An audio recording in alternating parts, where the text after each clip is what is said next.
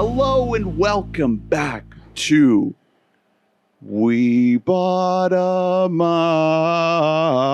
Mic, bought a mic, bought a mic, bought a mic. I'm not good at harmonizing. I don't know the melody. Right into That's what I'm talking podcast about. zone. A pop culture Navy cast. Mm-hmm. Maverick cast. We should announce like ahead of everything. This is the final episode of We Bought a Mic before we ship off. Yeah. We're So, going to whatever country they go to in this movie, which we have no clue where it is. It's not the Middle East. And we're like, take me to where there's snow. It's not in the Middle Take me East. to where there's desert and also where there's snow. I'm surprised they didn't at least call it like the Balkans. Yeah. Yeah. Name a region. They were so scared to name where they were. They just were Afghanistan. like, it's either Russia or it's Iraq, Yeah. and there's no way to know which one. They were so terrified. It was, I think they definitely must have like changed it a bit because of what's happening right now in the world. Do you think they? Wait, you didn't see the sign that said Kiev like on the in the woods? They're like they're bombing the Ukraine. to eastern Ukraine. Welcome back to We Bought a Mic. We're talking Top Gun Maverick, Yeah. aka Op Gun, Mm-hmm. aka Twop Gun. Why didn't they go with that? Mm-hmm. They did. Do you think they had a production meeting and they're like, should we call it Twop Gun? Twop Gun. He had the final He say was in that. like, "We are the golden standard." If I don't see you again without a mask on, you're fucking done. You're done. It has to be Top Gun colon my character's name, Yeah, or it's nothing. right. It's a great name. I mean, It is would you Maverick watch? rules. Would you watch Top Gun Goose? Top Gun Rooster. I'd watch Top Gun Iceman. Personally. Yeah, Iceman? that's a Yeah, good that's a good Watch one. Iceman. Well, Um, that movie itself, I'm not so sure right now. We'll get to it in there, but did the names get worse in this one? Do you want to hang out with Bob? Yes. Yes, I do wanna hang out with absolutely. Bob. That's I don't know what I'm talking about. Yeah, That's- Top Gun Bob. Top I Gun would Bob. Top Gun absolutely. Bob. Yeah, that's the Paramount Plus show. Bob. For sure. It's just the Bob show. It's just the guy not flying the jet. Would you guys rather watch Top Gun Maverick or Top Gun Pickle Rick? Be honest. Shut up. Get out of here. I thought we were done with this. Welcome to the show. My name's Ernest. Take me to podcast or lose me forever. My name is Hunter. I'm Drew. What line was that? That's That's Take from Me the to Bed or original. Lose Me Forever. Brought to you by Meg Ryan, who is in 3 scenes in the original Top Gun and fucking owns every minute of it. And I do miss Meg Ryan as a person in our lives. Wait a minute. It feels weird today. It feels like there's like a ghost among us. It seems like there's somebody on Island Time. Island time, Uh-oh. baby. Look at this Dane's shirt. back. Wait, who are you? I said who I said. Oh, He's he picked- I did. just, I just don't You're say a just whole so fucking used to- monologue before I say my well, fucking maybe name. you should make more of a fucking show about it, okay? Like Dane. Yeah, hi. With Dane, the Dane shirt. is I'm making a Dane. visual show of it just for the YouTube listeners. I'm Dane, the Island Time ghost. Mhm. I'm here to You're on Peninsula time. Peninsula Time. Yeah. You're on You're on Panhandle leave. time. You're on Just- leave from being stationed And, yeah. in Topgonistan. I actually got transferred from the Air Force to the Navy, and now I'm a Navy man, and I reject everything that I have worked for in my professional career. fuck So the Dane, force. we had to bring you out of reserve because we're like, who is the most military industrial complex friend Right. that we own? We own That we you own me. We really You're government property, so technically listeners we are, don't know as this. taxpayers we do. Yeah, we do kind of own it. Sorry. Listeners don't know this, but we actually keep like all of the prior guests in like a vat Yeah. that we can just like pull you out. Yeah, I thought that was a secret. Are we making that public now? Yeah, no, I figured this is just for the YouTube listeners, so they Well, can much see you. like our friend Mr. Kevin Feige, we have an inn at the Pentagon. Yeah. So It's me. that's what you. And now is the part of the podcast where I pretend like I know everything about planes and jets and aerospace and all that. Fun well, you work stuff. for the Air Force, so that's It's pretty good. much It's it. good enough. Well, Can you know what, though? Dane? Can you say that you work for the Air Force? Is that allowed? I can. Do we need say, to edit all of this? I out? mean, he can say he works for anyone. I Right. work for the government. okay, cool. We'll go with that. what I want us to think. You don't have to answer this right now, but what would your call sign be? Oh shit! You can think on it. Let me tell you the. I know. idea I've been of really. this. I've been thinking about this too. Right. it matters a lot. Hunters know. would be like a whole like Earshot. line from a fucking movie. It's Hearshot. Hearshot is my call sign. That's actually cool. Yeah, see, it's fucking cool. I hate that. I hate. See, that's cool. I know that you hate how. I know that you hate that I'm the main character of this podcast. I know. Drew. I hate that a Coheed and Cambria reference is actually pretty good. It's actually kind of fucking cool as a call what sign. What if I'm Vaxis 1? Honestly, that's really cool. Pretty good. Well, but then like, there's a lot of anti-vax people who would just hear that name No, and I they'd know. hear Vaxis and they're like, I hate that. Coheed, Yeah. COVID is a A lie. squadron that is all Coheed's call I guess signs. as someone who doesn't like Coheed, I am anti-vaxxis. I hate to admit that on So, camera. I don't want Today to we're admit Guys, talking Top Gun. We're talking Maverick. Top Gun Maverick. Before we get into Top Gun Maverick, I do want to talk about Tom Cruise because Yeah. I petitioned for this podcast to discuss Tom Cruise and Okay. his filmography. I mean, I wanted to see this movie anyway, but sure. No, you guys said, I think Top Gun Maverick PU. I don't want to see that. Stinky. Tom Cruise stinky. He's a quote unquote Scientologist. If we even know what that word means. So what? He likes science? exactly. Yeah. Don't we all? Guy who has only seen The Mummy and American Made. Yeah. Like that guy's So- done. That guy Tom rules. Cruise. That guy's cool. This is only the second Tom Cruise movie that we have ever talked about since the inception of this podcast. Third. No. Third. Because we did Am I Fallout, we did Magnolia. I think Yeah, I feel like Magnolia. I brought up Magnolia Ghost was Pro because I watched that. well, I did a whole mission watch through leading up to Fallout. Yeah, we did a lot for the Fallout. We have They talked weren't about main Tom M's. Cruise so much. Here's the thing. Shut the fuck up. Okay, but I don't think that we've talked about Tom Cruise enough. Here's the thing about Tom Cruise. Tom Cruise is the movie star of the last 50 years. I think that he's a movie star. No, I think that if you look back through Tom Cruise's filmography, I think I'm looking at you it right could now. argue that like maybe Denzel had a better run, Julia Roberts, people like that. But I think Tom Cruise has Robin been the Williams. most consistent movie star. Yeah. The guy that you can open up a weekend and say, Tom Cruise is head billing, he is lead billing in this movie Right. of since 1984 Right. when Risky Business came Well, out. it's interesting that this movie is coming out now. I mean, we've been waiting 2 years for this movie. I think almost to the day it feels like Yeah. since the original date that it was the scheduled to original come release, out. I think it was Memorial Day 2020. Yeah, and it got pushed and pushed and pushed and pushed, and now finally we have seen this movie. And I feel like, first of all, this movie is going to do really, really well at the box office this weekend. And second of all, there is this excitement about it, not just because it's another Top Gun, because it's a Tom Cruise Yeah, movie. that's the thing. That's what I'm saying is that Tom Cruise has a power that he can still open up a fucking movie and it's gonna own. It's gonna make 150 million plus this weekend, opening Incredible. weekend. Absolutely incredible. It's not tied to a comic book series. It's not tied to a Star Wars. It's not tied to a Blue People movie. It's literally it's a sequel. It's tied to an existing IP. It is tied to The existing military. It's tied to military. United States defense budget. But like it is still, it's kind of a miracle that this movie is still coming out like it is. And more than anything, It is a sequel, like 30 years yeah, later. it's a legacy sequel, which I want to talk about it in the history of legacy sequels because this has an argument for being the best.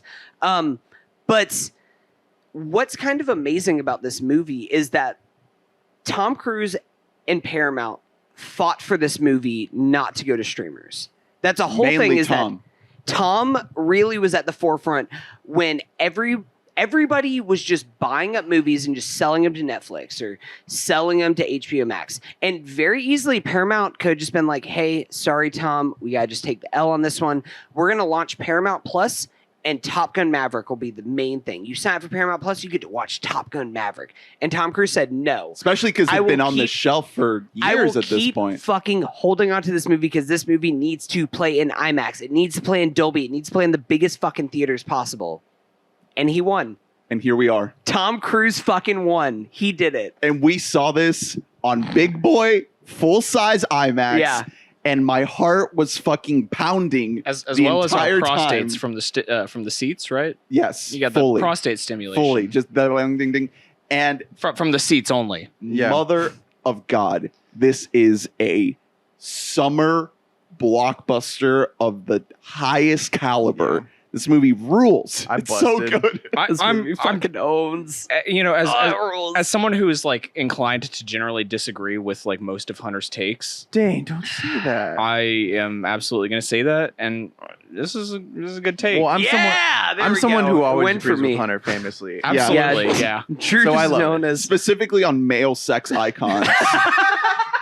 Dude, Tom Cruise was so fucking you. hot in this Well, movie. you do always say you're like Harry Styles is trying to be the next Tom Cruise. And honey, he can't do it. I'm sorry. That okay? Harry I'll agree with you on Could that. never, ever. But Tom Cruise Dude. could be Harry Styles.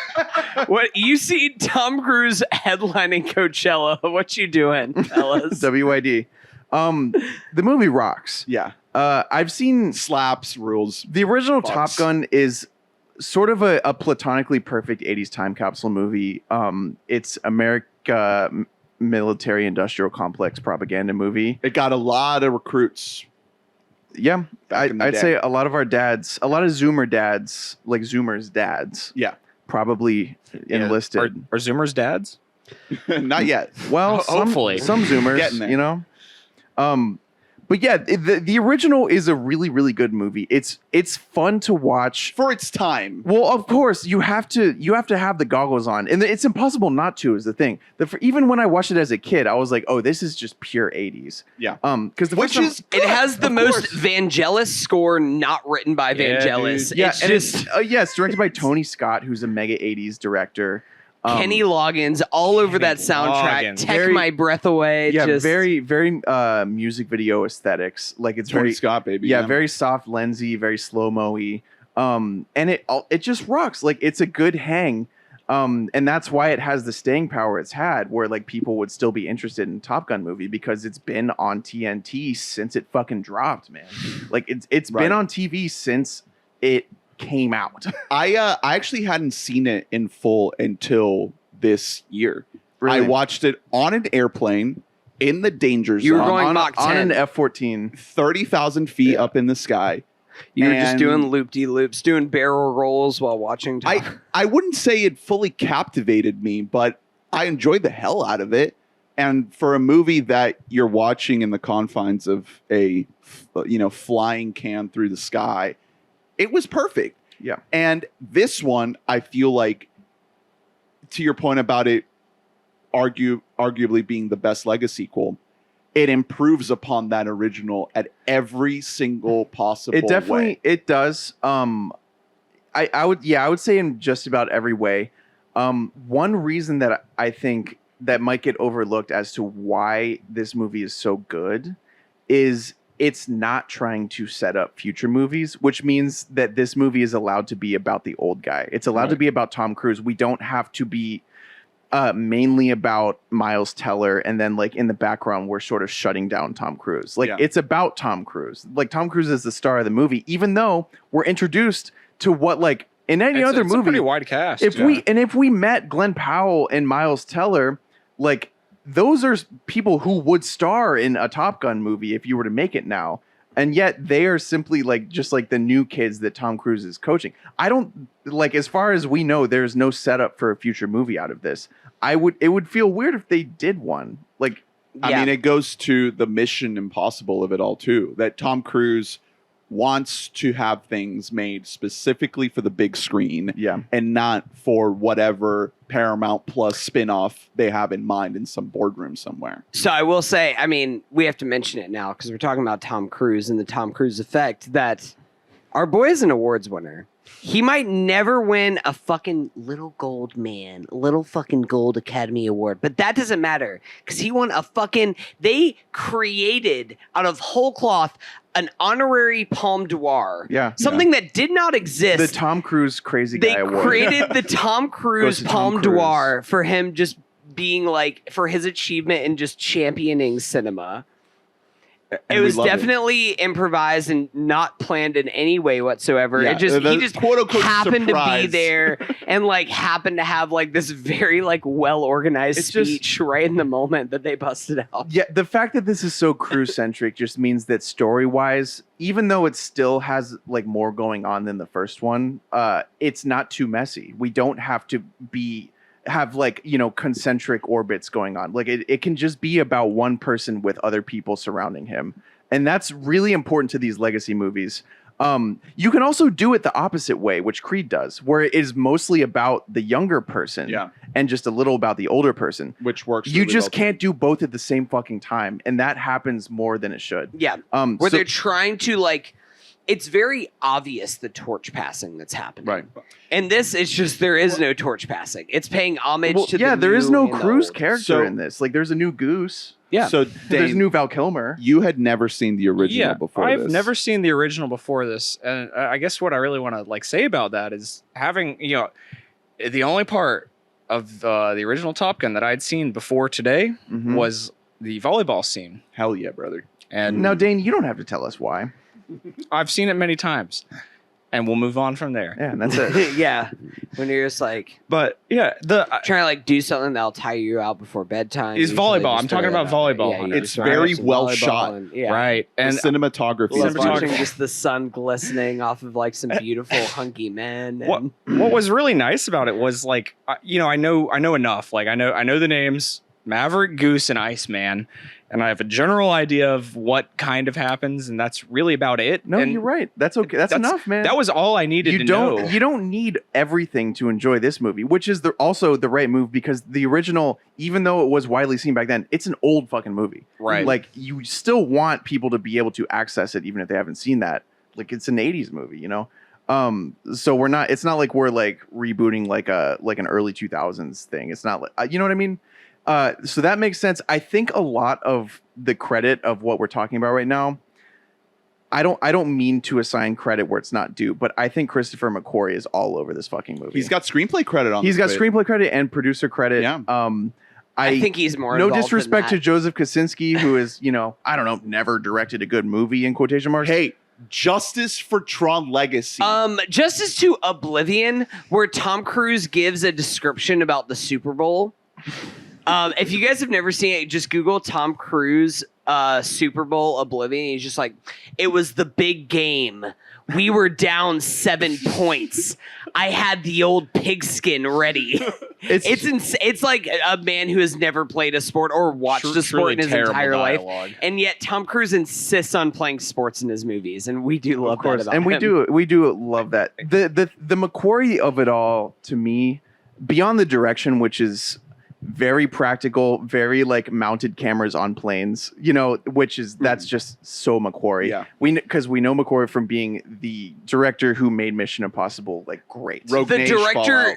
who jumped out of a plane with Tom Cruise in order to shoot a scene in Yeah. IMAX And- while Tom Cruise is flying out of a and fucking also, airplane. most importantly, to be honest, the director who is a great screenwriter, not just a good one. He wrote The Usual Suspects, which won Best Screenplay. Yeah. So Yeah. this is a very, very talented man. He's good at writing. He's good at interspersing comedy into his drama. This movie, in order to be reverent to the original, does have to have more melodrama than a Mission Impossible movie does. Right. Like there's quite a bit of like seriousness. Well, in comparison to Mission, the story in Mission always feels so far down the priority Yeah, it's list. totally secondary And to like this, the it's like- vibe. You are really invested Mhm. in this character dealing with the events or the 30 years later version of the events of the first Totally. movie. No, yeah, like it's a huge weight on the that's story. why and we're the following journey. Tom. To that point, like you said, Dane, like you aren't just punished by not seeing the Right. original either. Like They- I think it's They fill you in on Yeah, they everything give you you really lines. need to it know. They fills give you in on exposition. everything, and I actually think that this is like low key one of the best Tom Cruise performances of the last. Like I think Fallout, he actually does give like has some real emotional. But beats that's and- not the point of that movie. exactly. But I feel like Tom Cruise is kind of maybe it's where the late stage Tom Cruise is starting to creep in right now, but like he's starting to kind of bring back the is Tom Cruise a really good actor kind of thing. Because There we go, baby. I think Tom Cruise is fucking excellent in this movie. he just think, like, hasn't flexed that muscle he just- since But, like, 2005 or something. So I mentioned it as soon as this Yeah. movie ends, and this movie is like kind of the most meta thing that Tom Cruise has ever done. yes. And it's very much like as much as Top Gun Maverick is a great movie and everything else, Top Gun Maverick is a movie about Tom Cruise and Yeah. about Tom Cruise being a Which they- superstar. being a despondent dad. No, well, that's even okay. It's so about willing- if you look- willing to no, if you die. look back- being an action star, because that's what I was thinking about whenever it was mentioned. Oh, you're still a captain. He's like, yeah, this is it's where I was more- meant to be. So there's that whole aspect about how like it's Tom Cruise almost kind of confronting the fact that he is at the end of his rope of being able to do this. Tom Cruise is 60 years old, by the way. Best looking 60-year-old I've ever seen in my life. Especially when he's oiled up and playing football. Man, right? we're gonna get to that because I got thoughts. Two ball. I have thoughts about Two it ball also, ball. actually. But even if you look at it from like more of a narrative point of view, whenever you look at early Tom Cruise stuff, and I'm saying this as somebody who's seen most Tom Cruise movies, most of his hits at least. Tom Cruise early on in his career was very, very attached to playing characters who grew up with strained relationships with their father figure.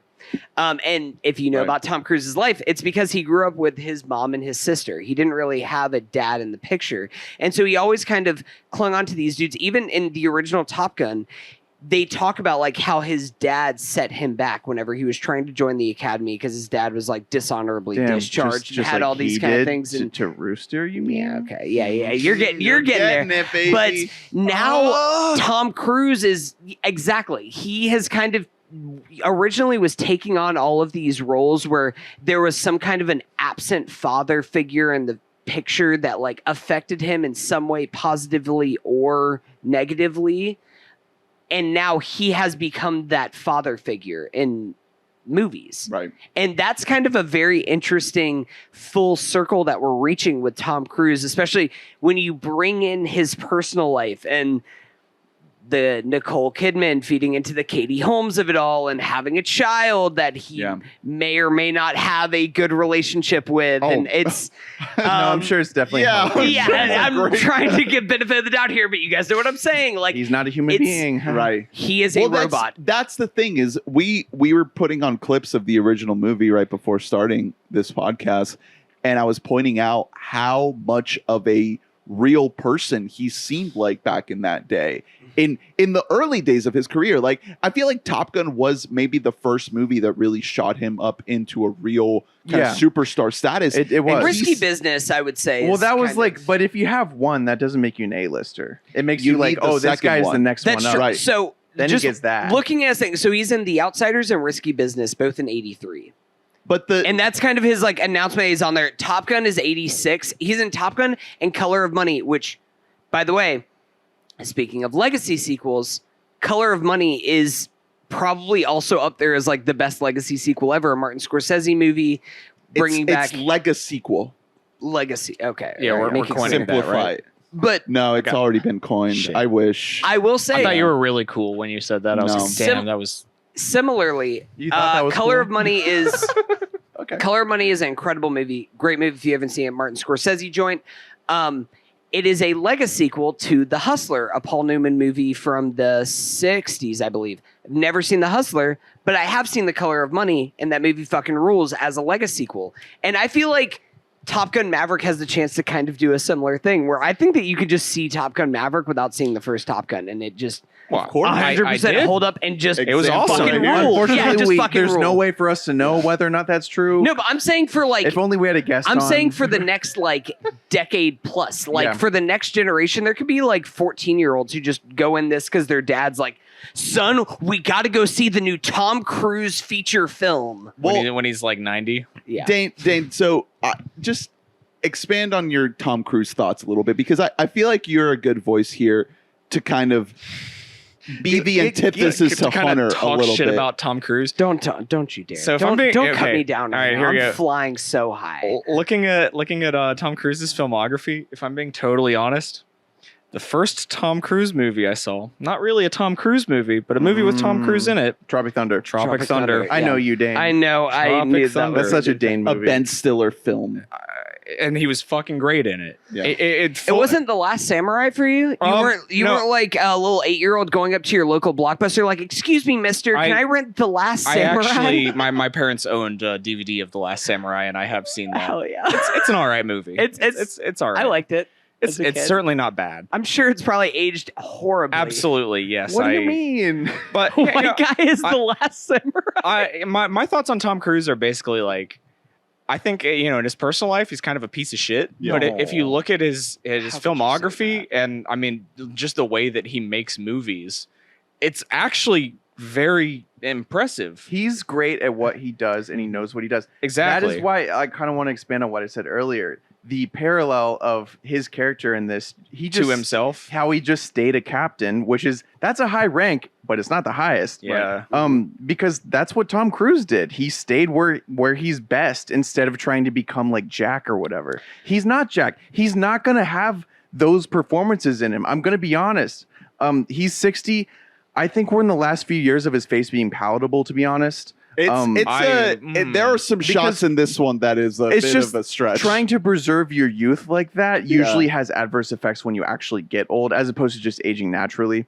But regardless of that, he is good at characters who are intense all the time. Right. Yeah. He's Grossman.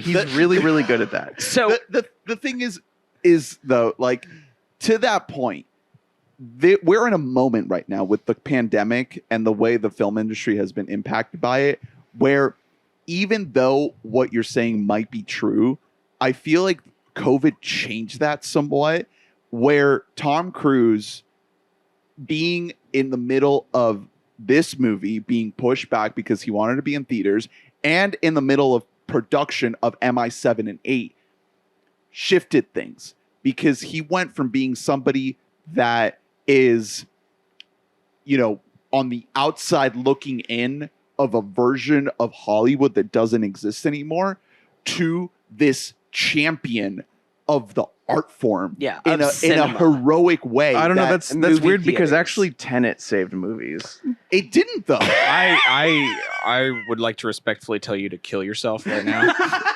As long as you're respecting me. but only with a respecting reverse you. bullet, because that does more hey, damage. good luck, brother. Yeah, I want you're- the bolt to come out of your head. Yeah, I not just the hopped in the other way. freaking modulator. You're wrong because 3000. Ambulance saved theaters. Yeah, Ambulance did save theaters. With All its $12 $8 million million. that made. But don't you think that, like, Tom Cruise right now is sitting in a completely different spot that he was pre-COVID, where he is like Absolutely, this dude. bastion, this beacon of hope for the industry? Yes. So I think it's twofold, really, what we're getting at here. Because, yes, you are right. The whole Top Gun saving that for movie theaters did kind of turn Tom Cruise into, like, the face of movie theaters in kind of a weird tangential way, because he refused to sign a Netflix deal, Yeah. unlike every other actor in Hollywood. He did go see Tenet in London. Like, guys, big movie, big screen. Love it. Michael Props to Bay. him. Michael Bay made a Netflix movie. Yeah.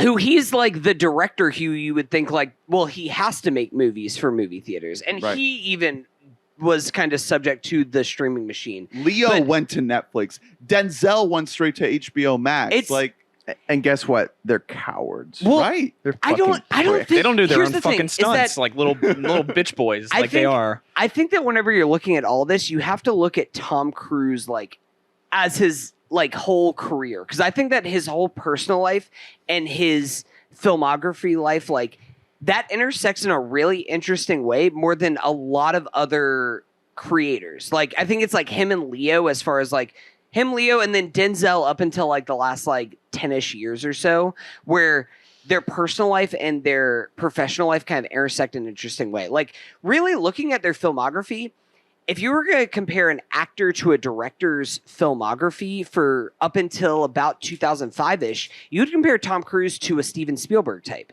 Like, he's making The Color of Money in the same year he's making Top Gun. He's making Rain Man in the same year he's making Cocktail. Like he's making the best example of this is Mission Impossible and Jerry Maguire came out in the same year. He's making the popcorn movie and he's making the prestige movie where he's trying to win awards and he's trying to make the big blockbuster at the same time. And he's doing that a lot of times where he's kind of flipping back and forth between these two different sides of himself. And then there was a shift that happened in 2005, ironically, on a Steven Spielberg film. In the 2005s, Tom Cruise was in a movie called War of the Worlds. Good movie. Good movie. Also watched that on a plane. Lady next to me wasn't happy about that. Why was she anti-War of the Worlds? Because there's a plane crash scene in that movie. Oh, I forgot about the plane Understandable. crash scene. She was going like, huh? For listeners who don't know, because it's gotten a little bit buried because one, Spielberg has great publicity and two, Tom Cruise has great publicity. So that when both sides of a feud have beef, then everything kind of gets submerged a little bit and you got to do more digging. But there was a little bit of tension behind the scenes of War of the Worlds because Spielberg and Tom Cruise had previously worked together a few years prior on Minority Report, and things, by all accounts, went pretty well.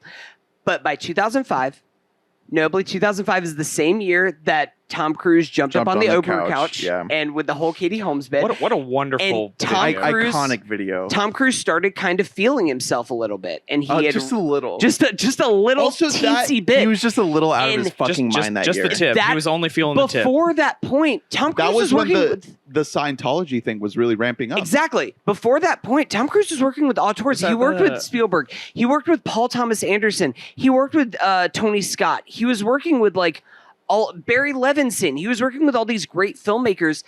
And it's almost this sliding doors moment where on one hand, Tom Cruise could have just been the next, he could have tried to do almost a Daniel Day-Lewis type, I'm going to be a true actor. Yeah. I'm going to, or most notably a Jack Nicholson thing, because guys, rewatched A Few Good Men this past week, and he kind of is better than Jack Nicholson in A Few Good Men. It's a little secret because Jack Nicholson has more of a flashy role, but Tom Cruise is better in that movie. And instead, he kind of takes door B into taking this other side of. He couldn't handle. He the wants truth. to become the auteur. He's I want to be the face of these movies, not the director behind it. You know what else happened in 2005? What happened? The South Park Scientology episode. Oh, do we think that is the breaking point? It was at the end of 2005 is what I'm seeing, but I don't know when in 2005 War of the Worlds came out, but I'm gonna say right now also, I guess it's a summer movie because this is clearly a key year for Tommy. I've mentioned this before on pod. The couch jumping moment on Oprah, even if you think you remember it, you need to watch the full rewatch video. It's insane. It's truly insane. It is unhinged how he was acting on that set. I'd never seen it. Watch. I'd never seen it until you showed it to me, and I was watching. I was like, "What the hell is this?" This is a man who's out of his mind. Exactly. Well, so the thing is the year after that, Mission Impossible 3 comes out, and it performs very low under expectations, and that movie. I think most people think it's pretty good, but it does have its very passionate detractors.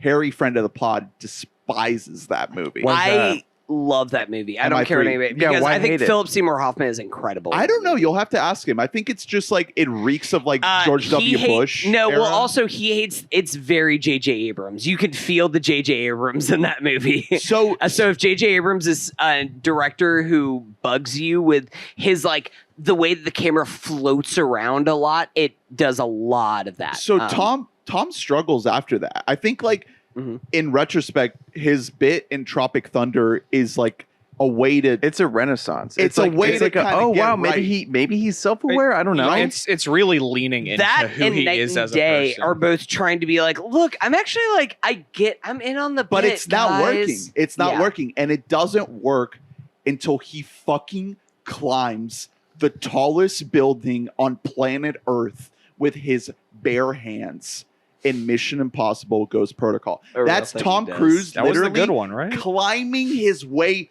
back to stardom. It's him physically. It's him saying, you know what? Maybe I'm a captain. I'm from my biased position, I'm gonna thoroughly argue that Tropic Thunder did the exact same fucking thing. Well, I it know, was a but step, then- it was but a then- step in that direction. But then what happened after that? Just nothing until Until many Ghost years Protocol? later. Yeah. And since then, that's where he's been. And now here we are at Top Gun I will Maverick. say, okay, so it's not, even as the biggest Tom Cruise fan in the world, it's definitely not easy treading all the way there. Never forget, in 2013 or 2012, we have Rock of Ages and Jack Yeah. Reacher. Wasn't he dude. gay? in Jack Rock of Reacher. Ages? I feel Jack like he was, Reacher is important because that's where he meets McQuarrie. He does meet McQuarrie there.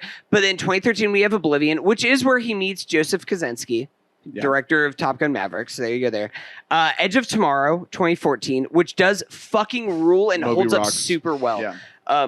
you mentioned Rock of Ages, and now I can't get. I saw But- Rock of Ages in theaters, and it was Ew, you've seen that movie? it was a date.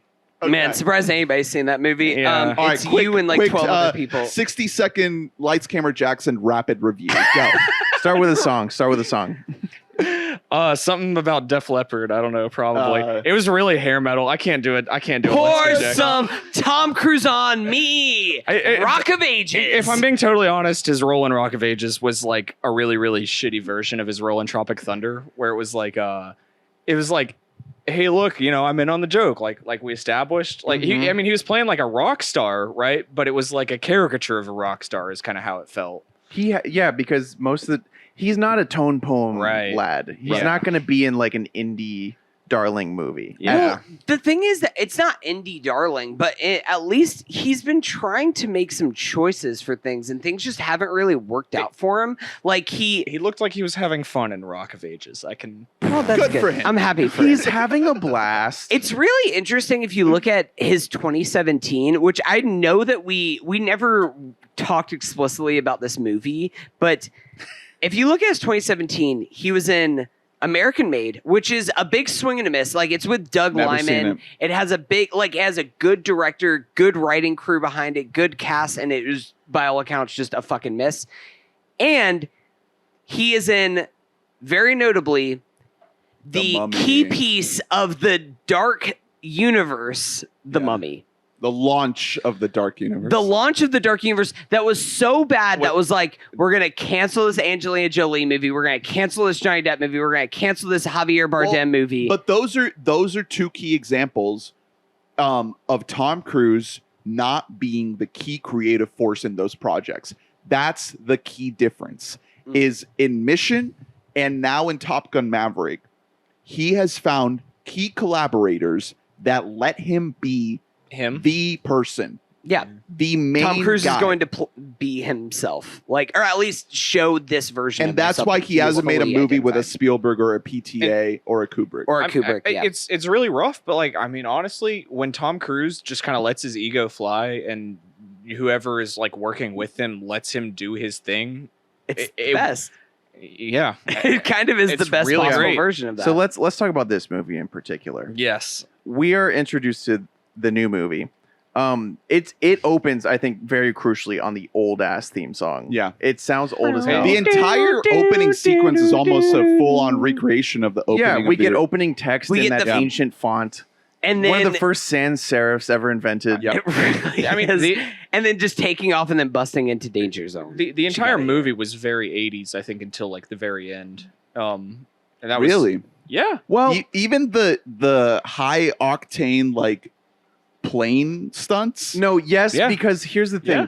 One, I think, crucial misstep that this movie totally avoids is making the movie about a generational divide.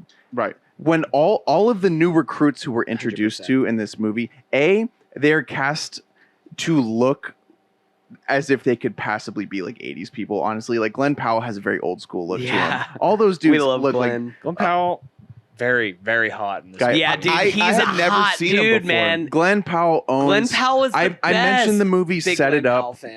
a while ago, where he's a rom-com lead. He's very likable. In this movie, he's unlikable. He's sort of a villain hero type thing. He's a foil to yeah, Miles he's a Teller's foil. character. Yeah. He's an actor that we need to look out for because I love him. I think he's incredible in this He's movie. very talented. I think Miles Teller is incredible in this movie. Dude, my favorite, big win for Miles Teller. my favorite needed part one. of this movie was the relationship between Maverick and Rooster. I think that speaking to the legacy sequel of it all, like that is the emotional core of this So- movie. It's Goose's Mhm. son. Question number one is like a male goose called a rooster? A male goose Yeah. is A called male a goose is a- cock. Yeah, Maybe- that is maybe, a maybe his rooster. maybe his call sign is rooster because he's cocky. He's No, it's just definitely 'cause he's a not goose's cocky, son. Is the thing. That's fucking dumb. Maybe it's a combination. Maybe He maybe we're all definitely onto is not something. cocky. It is because his So, goose is He's goose. kind of cocky. A male goose is called a gander, and also a group That's of right. geese is called a gander, which is weird. A Interesting. group of geese is called a fucking bad time. I thought that's called Sorry, a flock. Fuck birds. Is a flock? So I guess they just Flock of gulls? I guess they just went with rooster because it sounds like it would be Goose's son.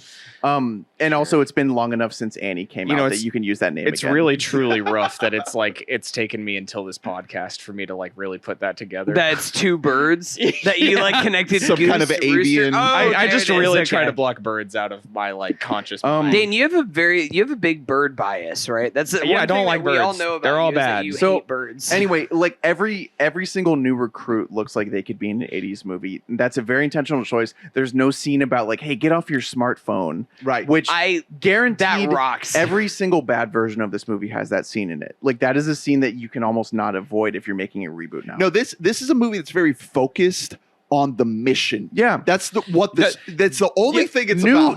the only new technology is new military technology. Exactly. The only real Nothing else exists. the only real plot to the movie was like, here's the mission, you're gonna run it. If you're not good enough, you're not gonna That's run it. Exactly. It And has a that's- very, yeah, very there- straightforward plot. There were B plots and, Totally. and side things that were going on, but I mean the straightforward answer of what was happening in the movie was like you're Yeah. gonna Every fly this time- thing in 2.5 minutes. You're gonna fucking and yeah, throw and again, two I don't missiles. mean to overassign credit, but that strikes me as another McQuarrie Right. thing where it's like, Focus. here's the mission, the movie's about the mission. Which is not the case in the original movie. In the original movie, it just kind of wanders To around. be perfectly honest with you, I've seen the original movie probably over 20 times in my life just because that was a very like classic. Every family has those movies that are just on all the time that they keep on, and Top Gun was one in my household that like I just grew up with I mean, Top Gun you and wore- quoting the You lines. wore that Top Gun shirt like literally once a week in high I school. did have a Like, Top Gun shirt and I wore it all the time. And my sister, God bless her, Heather, her first dog's Shout name out was to Heather. Maverick. So Hell yeah. yeah, we stand Top Gun in the Mobley household. Sick. But I do love like how simple this is compared to the original one, because the original one, it's always funny going back to it because I'm like, oh yeah, there's like bad guys in this, like that pop up in the third act. They're just It's kind of random. who knows? They're just guys. They're all wearing black except for a red star for whatever company that is. Probably a stand-in for Soviets, but who's really to Right. say? It was 86, wasn't it? It was Yeah. 86, Yeah. so it's definitely a stand-in for Soviets. But this movie is just very much from the get-go. We're doing this one mission. Every time that you see people in planes, aside from the very first scene, it is training for this mission. Right. yeah. That also Um, means that we don't have to meet villains until the very end. We don't have to see them at all until the very end. Honestly, they don't even they're- get names. they're Who Kind cares? of aren't villains. No, the villain the is villain Glen Powell. the and villain he's is just really kind of charismatic John and Hamm. fun. John Hamm is a villain in So this movie. okay. The villain is Does time, dude. I have a question. Does John Roll. Hamm need a better agent? Because No. John Hamm is now just become the guy who becomes the shitty cop who you hate, who is making our lead character like detracting him and taking away from his No, screen I time think and making He's things just- harder. He's for just him. old and distinguished now, and yeah, that's he's the thing got is enough he money. got famous too old to be like elite. Like he's old. Well, here's the thing: is that he tried to frame a guy for planting a bomb in Centennial Park, and I feel like we're Oh. forgetting that. You have 30 minutes. Yeah. And he kept trying to get him to say that there's a bomb in Centennial Park. He You have shoulda- 30 minutes. He should have gone for the Paul Walter Hauser role in that movie. That's the thing. Is John- that would this movie be better if Paul Walter It's just- Hauser was in the John I'm Hamm gonna role? say that Paul Walter Hauser would make literally any movie better. That's true. He I- should have been a pilot. and What if Paul Walter Hauser was just Goose? Like It's the just- ghost Paul Walter of Goose Hauser's a appeared and juggalo. he How's was that? just- How's that the, make you the feel? thing about late 40s / like maybe 50 John Hamm, whatever he is now, is he does look like a suit Yeah. villain. And That's he is- his look. And this is a type of movie that does central casting based on look alone. Maybe Right. we You don't are. cast anyone if they don't look like the role in this movie. He is stealing all of Paul Walter Hauser's lines before he gets a chance to say He's them. pulling a fucking Jamie Taco, man. He's Yeah. he's so Jamie Taco. Yeah. God. Ugh. It is funny, like every time that Tom Cruise appears on the stage, John Hamm's just like, I want you to get out of that plane, and I don't want you to ever get back into that plane again. This is my plane. Well, what I thought was really funny about all of John Hamm's stuff was like he comes in and he says something, and then it's just like Tom Cruise does something, and then the entire theater laughed. That was it. That was the entire movie. It was just like, you can't fly below 5,000 meters or whatever. And then, you have to put in a request. And he's like, yeah, what do you have? Here's a Slaps it on the request, desk. pussy. Here's my paper request to go fly 5,000. You need to meters. learn something about timing. Real quick though, is the opening chunk of this movie is perfection. That whole sequence with the stealth plane going to Mach 10, Yeah, Mach Ed 10. Harris, everything there is so well just seated of what you're going to get in the movie. You get a sense of like the fact that he is not actually an instructor at Top Gun school. He's a maverick, if you will. Yeah. And the intensity of him wanting to do this flight against the rules of not only do the flight, but like do what the flight was supposed to prepare you to do. No, right. So he's like, he was supposed today's to do only Mach supposed to be 9. Mach 9. Well, if this is all gonna get shut down, fuck you. I'm doing Mach 10. I don't And then he's care. just like, actually, fuck Mach 10. I'm doing Mach 10.5. And it's exhilarating. It's such a perfect It way to rules. start the movie, to have this scene that not only is like this incredible action moment to get your heart going, that heart rate going that is going to keep going throughout the movie, but also establish this character as somebody that is willing Someone who pones. to go outside the He's bounds been- of the rules. It's also a really good, if you're going to sort of like pick up, not quite where you left off, but you have to know he's the same guy. right. This man has literally just been flying planes like at this warehouse like since Top Gun ended. What Yeah, he's got what like a sweet rug. dad, man. He He's just got a lives out of coffee that maker. warehouse. Yeah, he rides his hog. He like hooks up with chicks. He but don't can't wear a away. helmet. He don't wear a helmet. he sure doesn't wear a helmet because he wants you to know I am actually driving my motorcycle at 80 miles per hour, and I want you to see that. Also, again, just to shout him out, we love to see Ed Harris We do love to see Ed in a Harris. military role. Dane, so I want to do to you like how when like an NBA or an NFL crew is like on TV and they're like, and we want to show it, throw it to the official here, our like retired ref to explain this to us. Can you explain what Mach 10 is? Because I've always heard that in movies, and that means nothing to me. I'm like, what is that, like 50 miles per hour? I don't know, man. I'm pretty sure it's 10 times the sound barrier. 10 times the sound. So if you're barrier. breaking the sound barrier, that's Mach 1, right? I think that's right. I got a fucking laptop That's in front amazing. of me. So You are a resident While you're Googling, smart guy. I also want to 10 times the speed of sound. I was right. Wow. Oh, so Nailed it's it. 10 times 10 man. times the speed of sound. The speed of sound is Mach 1. Incredible. Okay. Thanks, Dan. Why didn't they Covered ever right. So drop all of that math I was doing at the very end, that was all bullshit because I had been Shout out drinking to you during for the movie. doing math in a movie theater. Something I've never done in my It's like, entire life. oh, you're gonna weigh about 2,000 pounds. Yeah, yeah. Let me make sure that math You're is like, right. yeah, I guess if you're Let me run the numbers. Actually, Hey man, we round up for gravity. Yeah. in this household. guy who only follows Neil deGrasse Tyson on Twitter. Ugh. Well, I actually only follow him for his relationship that he has with women. So, Anyways, Shout out to Neil deGrasse Tyson. Do some Googling at home if you haven't. so one recurring as- theme that really interested me about this movie is there are characters who seem like they should have been in the first one based on like how familiar we're supposed to be with them, even though they're not. Is Which- Ed Harris one of them? He's definitely. Yeah. absolutely. On top of that, though, Hondo is played. That's like Yeah, Hondo rules. I well, love that guy. a fascinating thing about this guy. Spiritually, he's carrying the spirit of the original. Like that is the guy who like was there. He was around. He absorbed. Yeah, it he was seems in like the a guy you vibe. just, like, knows. he's a space pirate, man. So He's the really actor's name is cool. Bashir Salahuddin. This guy is fascinating, especially to be cast in a movie like this. I know him. I was shocked to see him. He wrote for Jimmy Fallon when I was a kid. He wrote wow. like in the What? first 2 seasons of it, he would show up in different like sketches they would do that he wrote, obviously, where he would play like a guy with a foot fetish or like it was just like that's how I knew him before this. So do you know why he's not a spiritual successor to the original Top Gun? Is because in the original Top Gun, there's one black character. That's Wait, it was shocking. the 80s. It And was a they different did time. need to diverse. There's one black character, which, guys, If you ever at home are rewatching Top Gun before going in and seeing Top Gun Maverick, notice the guy whose name is Sundown who steps in once Goose dies. He's the guy who steps in and rides with Tom Cruise once Goose is dead. And also the guy who, whenever they're doing the "You've Lost That Loving Feeling," after Tom Cruise sings the second verse, he grabs the mic. When Tom Cruise sings the first verse and sings the chorus, Sundown grabs the mic and then starts singing the second verse, and just the camera pans away from it, and you can slowly hear his singing get mixed out in the background vocals. Not a great look. It kind of rules, but also bad luck for our guy Sundown. So I wanted to say one more quick thing about the Ed Harris character, because that whole scene, that whole back and forth that they have with each other, is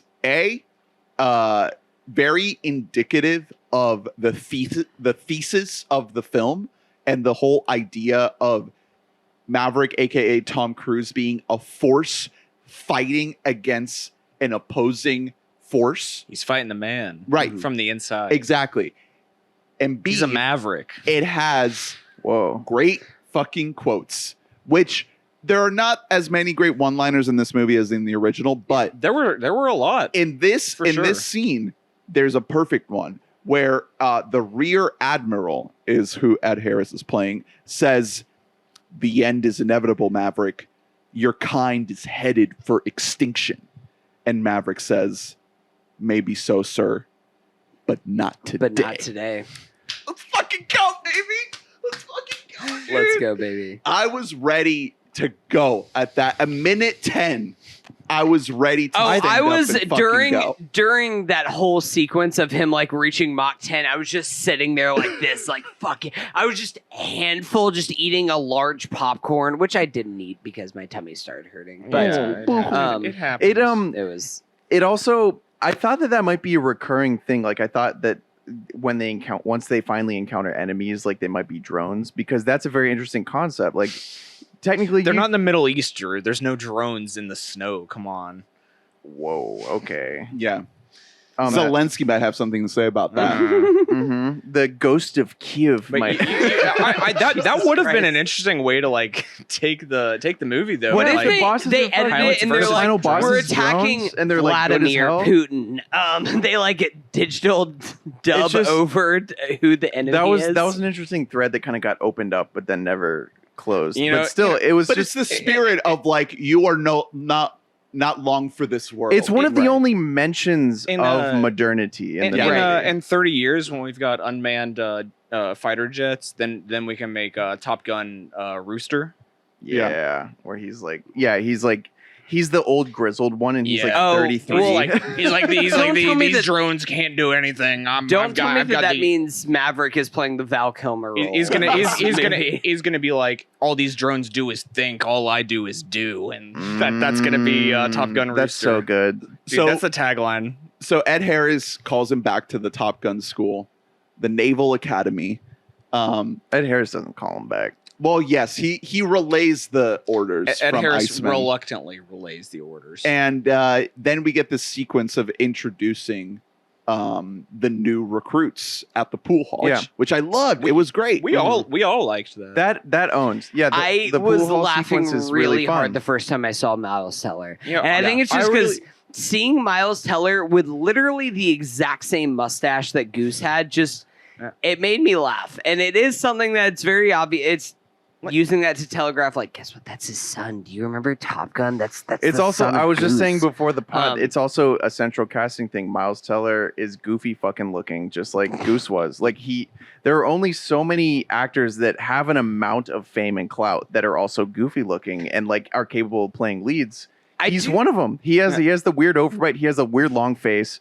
That is like weirdly, I think it's because Anthony Edwards, who is the guy who played Goose, kind of didn't go on to do very much. He was in Zodiac. He was in ER, because he Revenge looks of the like Nerds, that. a couple of guys. Right. That's But, how like, acting works, you know? Yeah, especially in the 80s, if you weren't attractive enough to be a leading man or charismatic enough to be a sidekick, then you kind of just got relegated to TV or nothing.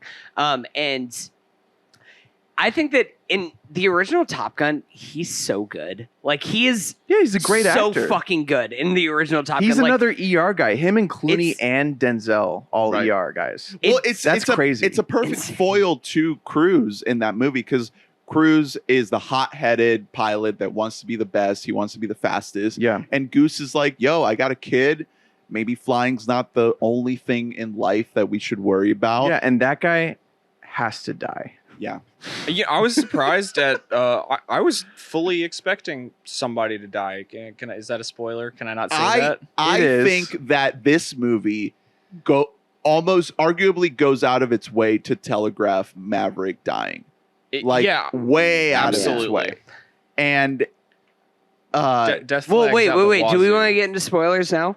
well, I mean, this is not a spoilery movie. Somebody does die in Top Gun Maverick. So I didn't spoil anything. The Joke's on you. if you're watching or listening to this and you haven't seen the movie, go see it. Let me It's tell amazing. you, I don't know if this movie is spoilerable though, because Right. I think that's not really the fun in the movie. Is Yeah. like the spoil. I think You go see this movie because it's one of the best action movies that I've Right. seen in the last. No. The only but you thing guys that- always say that, but it's like if I was watching those scenes, I'd rather not know what happens. I think the only thing that you could really spoil is how they do what they're going to do. You know they're going to do. Okay, what then they're maybe gonna we do. should. Maybe we'll. Okay, Let's we'll let's do it the whole different time I was sections. watching, I was Let's like, wait "Who's gonna before die? we Who's get gonna into die?" You know, Let's yeah, wait before especially we get into because stuff. Goose does die in the original. Exactly. And he dies again in the sequel. Spoiler for 1980s. Okay, He so does die again in this movie. We do see a flashback to Goose hitting his fucking head on the fucking. We'll hold off for a minute, but just real quick, any other spoiler-free thoughts before we get into that? I got a lot of thoughts about Miles Teller. I want to know because, I mean, kind of the easiest point of reference for this is the Mission Impossible movies, which I know it's almost weird Yeah. comparing like a franchise to Stunt this, heavy. but where do you? And I'll refer to you guys because I know Dane, you have not seen the Mission Impossible movies, but where would you guys put Maverick versus like some of the Mission Impossible movies and pretty much like what Tom Cruise has done in the 21st century? Well, we just saw this movie today, but my gut It's feeling fresh. is to put it like number 2 or number 3. I'm right like, behind Fallout. Yeah, I'm like Fallout riding is, such a high on uh, this movie. I will say Fallout has aged to the point where now I'm just like, is this movie as good as Mad Max Fury Road? To me, is this just the best? This movie rises above pretty much all the Mission movies in how it deals with actually telling a real story about a Mhm. real person 100% and a real character. Mhm. I think Mission does a better job at like giving you things you've never seen before in an action movie. But so does this movie in a way. This movie, Like I the cannot- jet I flying- cannot wait to own this movie on Blu-ray because I want them to have 3 hours of special features just so I can see how the fuck they mounted an IMAX camera to a jet Like, plane. there- That's insane to me what they did. In There this are moments movie. in this movie where there's a sequence where they have to fly almost like a vertical, like a 90-degree vertical. That's where up. they hit the 9 point. That's whatever, they hit the G. 10 Gs. They hit 10 And Gs going just straight you up. see their faces like melting with the gravity, with the G-force, and I felt it. You feel it in the theater. It's incredible. Your heart's just Felt pounding. it in my prostate. Dude, Yeah. man. The Mission movies don't have that. I haven't seen a single sequence in those movies that make you feel like you're in a jet plane, fucking feeling the full G-force hitting you in the movie theater. It's incredible. It is. It also. I don't know. There are so many similarities because we're dealing with Cruise and McQuarrie at the same time. But then there also are differences.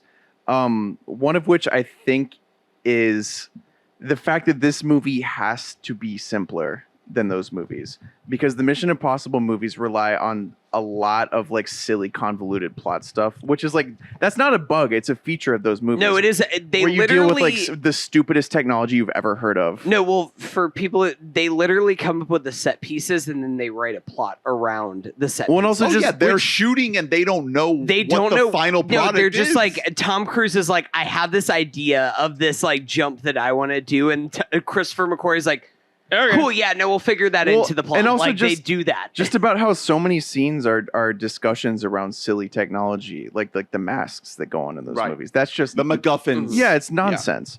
And this movie has to stick closer to reality. Like, Right.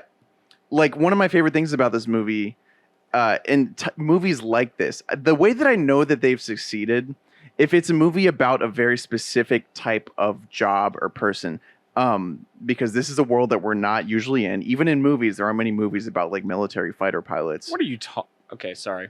Jesus Go ahead. Christ. Go ahead.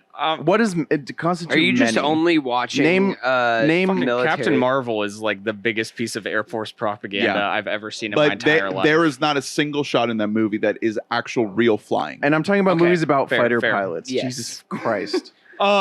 Maybe you should watch For All Mankind. Top Gun 1. That's got me like For All Mankind's got me like real hard. God, Yeah, dude, it's right crazy now. how they Oh, brought yeah. an Apple crew to. Woo! It's crazy how they brought an Apple crew to the moon to shoot all of that. So- it's insane. The way I know that these movies have succeeded, whatever they're about, whatever very specific profession, is if I feel way overqualified to like know what I'm talking about while watching it. And there is a moment in this movie where I knew that the movie worked fully for me. It's later in the movie when an enemy plane makes an evasive maneuver. You probably know what I'm talking know about. It's exactly just a what you're moment, talking about But I because was watching it and I was like, oh no, we've never seen anything like that before. They Yeah. have new tech. They have new tech. We gotta figure something out here. And I was like, oh yeah, this movie works. Like that means that it did it. Like, because those are the exact words that were said immediately after I thought them. Like it takes you in just enough. Like a movie that takes you in too much, I would say, is Rounders, where they say so much lingo that you're almost just like, okay, guys. Funny you say shut that. the A fuck up. Doug Liman movie, Yep. which is who he previously worked with. Yeah, no, it's but American that's a Made. movie that is so into giving you lingo that it kind of forgets to bring you along sometimes. This movie brings you along just enough where you're like, yeah, no, if they're up in the air, I know I'm not going to understand what they're talking about sometimes because they're up in the air flying planes. Sorry, I mixed up They're- Rounders they're- and Swingers. I just they're want to doing- clarify. they're making Rounders and call-outs. Swingers. Two very different Two very films. different movies. Yeah, just very You think I was talking about like the I thought you were talking about just like you just being like what the best job boy. movie is Swinger? I don't. You agreed with it immediately. Yeah, Doug so Liman. Yeah, just completely cut all. Yeah, nix all because we this all out. know what Doug Um, Liman films feel yeah, it's a like. Doug Liman joint. He also directed this movie. So, He did not. but yeah, He did not do this that. movie brings you in a very like expert way, script wise. Like it brings you in just enough. It doesn't like scoot around using like a professional like lingo that they would use Yeah. and call signs. It's not and- trying to not. It's also not trying too hard. It's not treating you like you're an idiot, and Yeah. it's not treating you It like you're an explains expert. It's like just it's enough. easing you in. It explains just enough that they're using phrases that you don't know, but you can imply what they're Infer. getting at. That's the word you're looking and for. regardless of what the story actually is, just on a visceral, just kind of almost An animalistic base level. Yeah, you like just like, want to cheer. If you just sit down in the movie theater and watch this movie without having any idea of what's going on, you're going to feel something. Well, during the last third of this movie, Here's the you thing. are in for a fucking ride. So I wanted to get at this point, and I'm glad that we got here pre-spoilers because this is the best summer blockbuster movie that I have seen since Mission Impossible Fallout. And I think It's that's at that same kind of level, the yeah. point because this isn't tied to where you have to see a Marvel movie, and before you see that Marvel movie, you actually have to see these other 17 Marvel movies. And it would also help if you actually also watch these 4 Marvel series, and then if not that, then you should probably check out this Star Wars show. And before that, you shouldn't just the Lady and the Tramp live action version of this Don't forget thing. And Gravity Falls, where they I don't make that like- one reference. Also, That's the the thing. comic book run from 2005 to 2007. That's the fucking point that I'm getting at here is that this is a true summer fucking blockbuster. And that's why I want everybody in the world to go see this goddamn movie because it's a original movie I'm using with heavy air quotes because it's not really an original movie because it's based on pre-existing IP. But this is a movie that isn't fucking tied to the Disney, Marvel, Star Wars mega machine that we've been fucking sucked into. That's oh, this is based on Batman, but like actually he's coming through a portal, and it turns out that like your favorite other 17 heroes are also coming out through this thing. Well, And you missed the this is just- post-credits scene of opening the Maverick verse. And then the We did post see credit that. scene where they all jerk each other off for and everybody's where amusement. it's volleyball, but it's just Val Kilmer batting the It's- ball to it's, himself, two and it's Tom volleyballs. Cruise just yanking it. It's too No, but volatile. you're right. This movie is fully the purest form of what you expect. It is from a summer blockbuster, Yeah. and that's Yeah. like, I really miss movies like this, like where it's like it's a summer blockbuster. It's not just tied to just 1,000 other pieces of bullshit. Like, we're watching this movie. What's funny is like this movie is going to be a big success, and that's great. And then in $150 million opening weekend. here's the thing: is that in 2 weeks, Jurassic World Dominion is coming out, and that movie is going to make $300 million opening weekend Is because it? it's like, oh my God, it's Laura Dern, and oh my God, it's Sam Neill. We have to keep clapping for our friends; they're returning to us. And I just like, What I if don't this movie care. makes more money than Doctor Strange? Yo, I will lose my mind. I think it might. I think it has a good That's shot. Definitely possible. I will be so happy If that this happens. movie opens Let at me tell you, 150, I will ascend my body and I will learn. I will go to flight And school. word of mouth is better on this than Doctor Strange. Oh, I mean, of 100%. course, Word of mouth is absolutely. fucking incredible for this movie because it rules. It's so good. The thing is, Doctor Strange actually has the powers to like defeat anyone in this movie, if you think about it. dude, what if Doctor Strange just like opened up a portal and then Mm-hmm. Jet, he don't go through it anymore. Another. he actually don't drop I bomb. I have another few like non-spoiler thoughts just to get to. Like, if we want to pick nits, there are plenty that you can because Sure. this movie's like the romantic. yeah, the fucking movie's like a subplot. cornball fest. Well, yeah, there's the romantic. Ahead of that, even though, just little things. There, just tons of like silly movie lines. Whether or not you like them, they're in there. They're in there for a reason because this is like a silly like movie, like movie. You know what I mean? Mhm. It is aware that it has all these dumbass lines in it. However, it doesn't always work. For example, every single time that someone calls Maverick Mav, it Mav. sounds so wrong coming out of their mouth. No one is Hey, able to Mav. act that line in this movie. Every time you hear Mav, they're like, I don't know, Mav. I don't know. And then you're like, oh. Like, it doesn't work on a visceral level. Another thing that doesn't work in that same vein is like in critical moments of this movie, which a lot of it is spoilery, but later on in this movie, the lines don't dumb down when characters would be speaking like in very base survival language. Like when characters are trying to live, they're still saying very pithy things. And that 9 o'clock. Smoke a nine. not even that. It's like it would be like when Miles Teller and Tom Cruise are really in it, in the thick of it. And Miles Teller, instead of calling a plane an old plane, he'll call it like a museum piece. And it's like, brother, you are about to die. Yeah, nobody is You are not thinking calling that. it that. Nobody's like, just like, I really need to have something. I What's mean, up with this you know, bag of bones, He's like Maverick? telling- I don't wanna yeah, he's- spoil he's that telling him sequence what to because- do, and he's using pretty technical lingo, but technical lingo that you can like understand. Like I'm gonna flip the switches and I'll direct you. That's and- all fine, Here's the but just thing. like using That's- flowery, like metaphorical language, like museum piece, that's not like fighter pilot language. That's just like, that's We're- something a writer would write, man. Here's the thing: Oh. we are teetering onto spoilers for the exact sequence that you're talking about. That didn't bother me because that's my favorite sequence in the entire. Oh, it movie. rocks overall. It and just, I like, just that's a why lot I'm of just like, critical would I moments, rather they're things? speaking way too like writery. So- Military uses dumb bullshit like that. I will also they say- would say like it's a museum piece. I also don't mind that because like, would I rather see something that's like maybe very slightly overwritten versus something that's poorly written? No. So I'd rather somebody say a museum piece than be like, look ahead. What's that? Like that. Then I would rather have the other side of that than that's totally fair. It's just if underside I'm in of the that. thick of it, I'm not going to be saying metaphors. I don't know. I'd be like, this piece really reminds me. If you guys seen like Better Call Saul season 3, episode 7, like this guy actually reminds me of like that thing that Gus was driving through. And Whatever. The romance is dumb in this movie. That's fine. It's the re- worst part of the movie. Well, for sure. I thought the romance was like oh, it's it's there, and then You gotta get and butts then and seats. come to learn that it's like, oh, none of this was included. She in wasn't the even in original. the first. Yeah, That's shocking. There's sitting there, so I was many like- characters in this where it's like, wow, you're not in the first I was, one. Here's the I was thing. sitting there. I was like, oh, the daughter. Oh, she's like 13, 14. Okay, so she wasn't there. So I'm being filled in on like her life and where she came from. And then it was one of you two that was like, oh yeah, She's she not the wasn't. Carrie she wasn't- McGillis Yeah, character. and I was like, wait, what? She wasn't Um, there the whole time. There's not an actual history that anybody's seen. It's just explained. And it was weak, I think, because it was not shown. It was explained, but it didn't really take like a whole lot away. It's just- it's a nitpick. So it's a thing you have to put in the movie just because it's a movie. To It's put Puts butts in seats. and it's a movie. Right. It's a movie however- for all.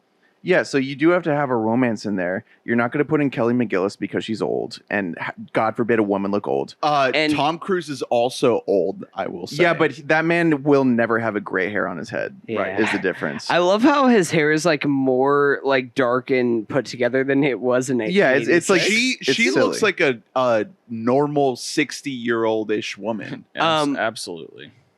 I'll say it. I think that Jennifer Connelly is a better actress than Carrie McGillis, or at least I think that Jennifer Connelly and Tom Cruise have more chemistry than Carrie McGillis. It's and not Tom really Cruise do. her fault. And I think that's It's Tom's fault. Tom Cruise has Well, the best chemistry with Tom Cruise. that's exactly Tom right. Is not a human That is the man. thing. Tom Cruise has chemistry with no woman ever. he I has think that- chemistry with his job. I do not blame his like female counterparts in any movie that he's in, because if there's one common denominator in any romance not working in a Tom Cruise movie, it's Tom like, Cruise. well, it's kind of if we line everything up here, if it's a consistent thing, it's almost like Tom Cruise is the problem here.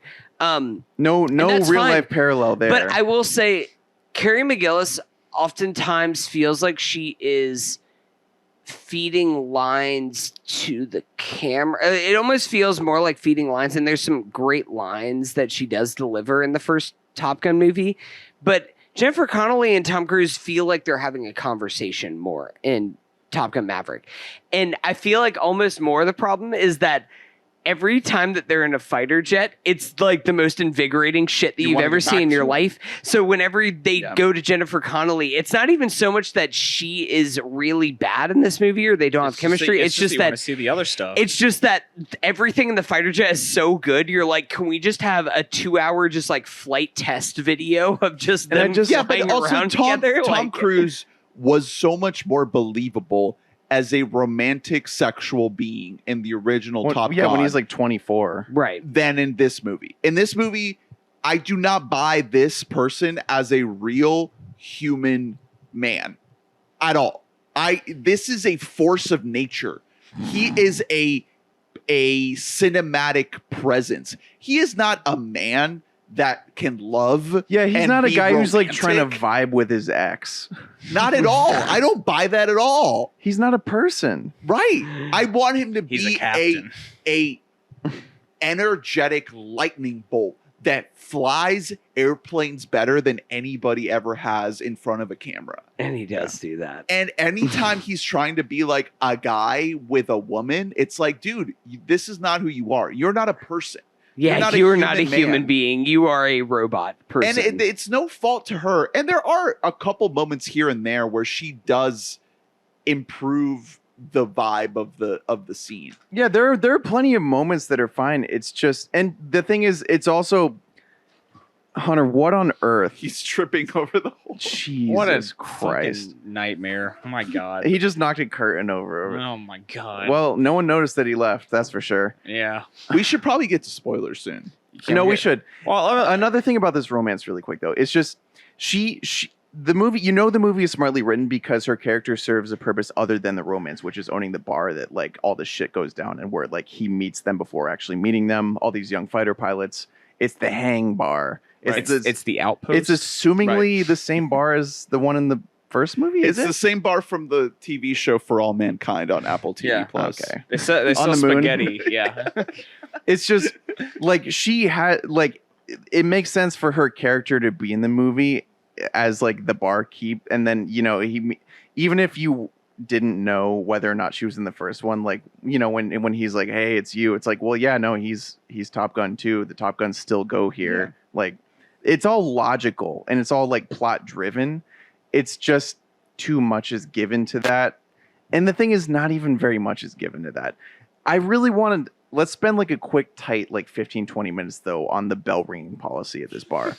Tight 15, 20 minutes. And this might be My maybe the God. biggest spoiler in the movie, but whenever She has a big bell. there's a sign Hey, that's- at the bar that says if you disrespect a lady, disrespect women, the Navy, or put your phone down on this that was bar, some boomer shit. Put the phone down. I on know the bar. you have to buy a round. Wait, for okay, so everyone. let's break this up a little bit. Okay, so if you disrespect the bartender, the woman, No, just any woman. that's the first one. That's okay. the first that one. one's fair. That I checks out. think- That's A-okay. It's very fair grounds for most people to be on the same page about what constitutes disrespecting a woman. All right. Well, you would think that, but then she rings it on him for what? Okay, well let's The keep phone, I going. Let's fucking keep going. guess, the So phone. what's the second thing? Disrespecting the Navy. Disrespecting the Navy. Okay, so that So could be a someone- lot broader. How many people are going into this very Navy Navy bar bar. and saying, you know what? Fuck the you." Navy. It's And me. then the I'm Never third- happened. And then so A is disrespect a woman, B is disrespect the Navy, C is put the your phone phone on the down. bar. So anybody that places Honestly, their he might have put his phone on the bar. I'm not. No, he I'm did. Not, That's why she I'm not rings it. 100% It is sure. that no. He looks down and he's like, oh great. so but because this like is not sometimes you're just using- holding it and you put it down. This is not using the phone. No, This it's is the just opposite of placing using the your phone. It's putting it It's down. engaging with people. Like what the fuck? You can't get it out in this fucking joint. If you haven't seen Top Gun Maverick, I was just trying to Go dive see in. it. I was trying to not unplug everything the that was happening. here. ideal summer blockbuster, no matter what background of life you come Mhm. from, this is Yeah, the movie let's say for you. your family was, I don't know, killed by the Navy. Watch this movie. You're gonna love it. Let's say that you were a victim of like drone strikes. That's the Air Force. That's the Air Force. guess not Oh, the what? so Navy. we're good. So Navy is Yeah. Navy- Also, Navy's guess what? okay. If they got killed by drones, they didn't get killed by Top Gun. Exactly. That's for goddamn That's sure. Yeah, True. the drones are the bad guys of this movie. Yeah. Top So- Gun You know, would have killed okay, them way more wait. efficiently. Another thing that I just want to say real quick. Thank God this movie didn't become an anti-drone movie. I really thought the way that it's set up is just like No, we need could real just people do killing these motherfuckers. unmanned. We could just do unmanned planes to do your job, and I really thought that that was going to be the point of this movie. And That's I was about to actually be a like, great point. it's about It would have reaching sucked out to hard. America. oh America. boy, Also- because that's If it dude, was like actually need human That's- beings to do these murders. So- Thank so you many- very much. so many movies have come out lately that have just tried to like sneak in like anti-drone court. Like the worst example of this I'm thinking of is Spider-Man Far From Home, where they're just like, Oh, we want to make Mysterio, Mysterio actually that he has a bunch of drones. That was dumb he's as hell. flying around. Oh, That's so this fucking isn't stupid. This isn't a Spider-Man pod, and I'm gonna have to ask you Triggered. maybe not disrespect Mysterio in front of me. No, I love Mysterio. I love Jake Gyllenhaal, and that was a stupid fucking Stop take on discriminating. Mysterio. You Actually, forget- that's my call sign. Is Mysterio? Mysterio? I think that's Jake Gyllenhaal's call sign. Or is it alcoholism? Who's I to think say? No, his We is- love you, Jakey. His is Taylor Please come Swift back. gaslighter. Yeah. We're coming for your ass, Jake. Yeah, scarf 10-minute. We version. care about your personal Jake, life you're welcome so on much. this pod anytime. I want to talk to you about Embrace Ambulance. debate. I want to Jake. talk to you about Ambulance and Prince of Persia and those two things exclusively. Yeah. And Yeah. definitely not Anime. Donnie Darko. Ambulance- We will not no, I'm ask talking a about anime. single Donnie Darko Definitely question. not. We already Definitely talked to not. Jenna Malone about that. Hunter was perfectly normal that whole time. Yeah, it was definitely like very cool and He respectful. definitely the wasn't nutting in entire his time. little jeans that whole. I was not doing that. If anything, I would nut talking to Jake How Gyllenhaal. could you say such a thing about friend of the pod, Jenna Malone, and That's her fair. experience on this show? She had a great time. Honestly, Jenna was great, and you guys should all go see Lorelai. Lorelai? You have to think about that. No, I'm just saying you should. I was trying to think if Lorelai is available for people to fucking see at this point. That's a great point. Yeah. I was just trying to say, should I plug this movie that may or may not Okay. be available to the public at this point? We're going to get into spoilers for Top Gun Maverick, so please go see the movie if you haven't already. It is exhilarating. It is a thrill ride. Anybody that tells you that you should go to the movies to see Marvel movies to get a theme park ride experience is full of shit, because this is what the movies are made for. God, This is damn what it. Vin Diesel wanted. I When he felt- said "the movies," this is what he was talking about. I felt this movie way more in my butt than I felt any roller coaster in my butt. What's fucked up is that this is definitely not the movie that Nicole Kidman was watching Yeah. during Heartbreak her. feels good here. What do we think Yeah. that she was watching? I don't know, but hella was not her first husband. All right, so spoilers for Top Gun Maverick right now.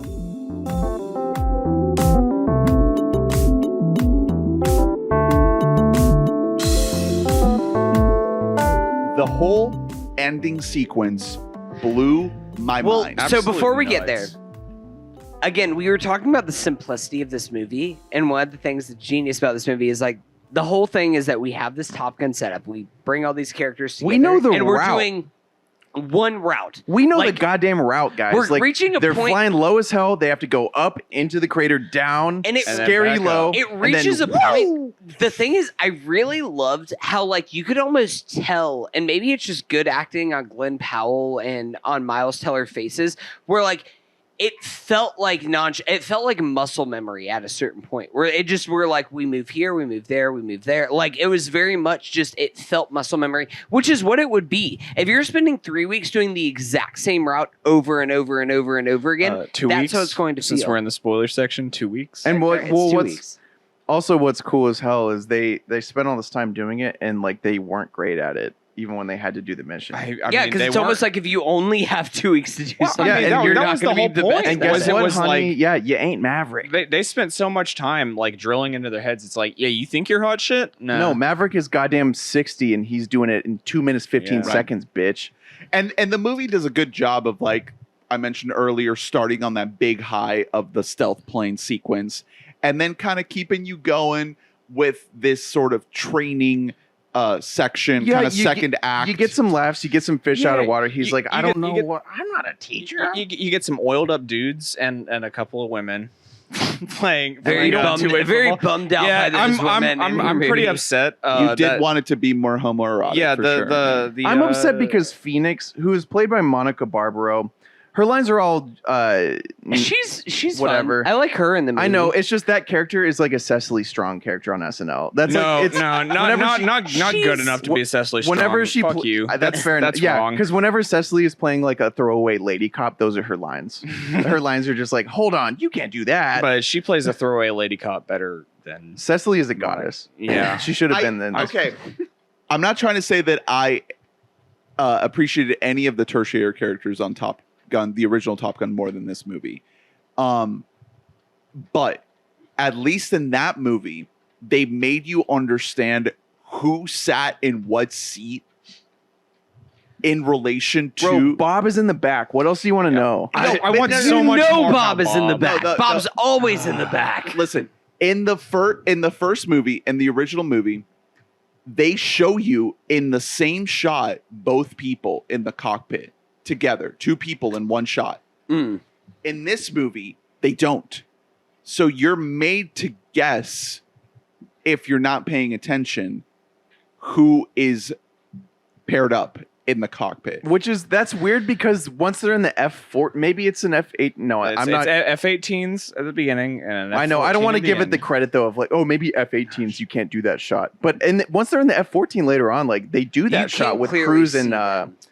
Oh, They Maybe do. maybe it is almost a thing of like it's more narrow in the F-18. I don't know. Maybe I don't Bob know just looks fucking ugly plane from like things. a straight ahead view. But no, but during How the would you possibly say that? Why would you say something during that the final controversial? sequence when they're actually doing the mission, I felt myself having to like pay extra close attention to be like, okay, Rookie and oh my god, I'm forgetting the other guy's name. So Bob and Phoenix are together, and then I'm forgetting the other 2 guys' names. The 2 guys that are flying with Rooster are together in one plane, and because they weren't fanboy. Yeah, Fanboy. Rookie and Fanboy. Yeah. It took me extra brain power to think like, okay, they are definitely not in separate planes. They are both together in the same plane. And you know, it was a while to catch up to that. But in the training section of the movie, I felt like that section did a better job at conveying that geography of like these people are paired together in the same cockpit. That's fair. So I do almost wonder if part of that is like you don't see the like co-pilot in the back seat as opposed to the front pilot in the entire third act is because notably they switched to IMAX camera for the entire fucking third act of this movie. It's glorious. It's beautiful in theaters. It looks fucking incredible. But I do almost wonder if that is the reason for what you're saying, where like you have to mentally put which actor in which spot is because physically with the way that IMAX cameras work, you can't capture both of them while getting this big ass fucking camera in focus. in focus on a jet plane, Right. because that's already a miracle in itself that was a thing that they were able to see the do. full background of what they're flying over. That's wild. insane. Like, I feel like I feel like Joseph Kosinski is kind of going to get dismissed in all of this. I in know. his I mean, I'm direction. already doing it. I'm sorry. Like the thing is that it's easy to do just looking at the Tom Cruise of it all. I'm the McQuarrie. the McQuarrie of it all. The But Miles Teller. At the end of the day, Joseph Kosinski is the one who's still directing this, and this is fucking directed expertly. Like, I don't know. We have to kind of assume that since his name is on the directing bill, that he is the one who's making a lot of these decisions. And if he is, goddamn, shout out to you, because I don't know how he got some of the shots that are in this movie.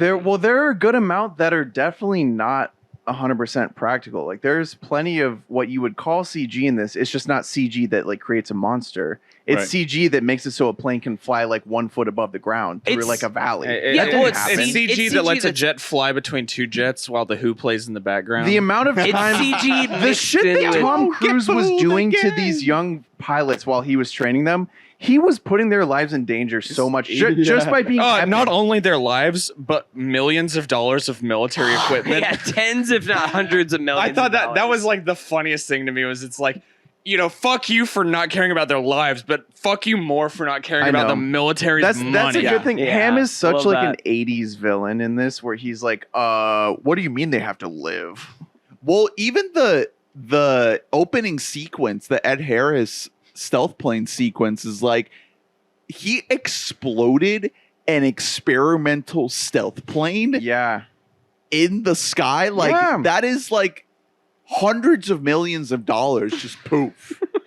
He's one of our top guys though. He is, yeah, And Iceman likes him. right. Iceman does Okay, like him, so- so that's fine. And Iceman, who was opportunity. not necessarily known as like a brainiac in the first movie, is Yeah. now like an admiral and actually like a mega genius. Good opportunity to talk about Val Kilmer.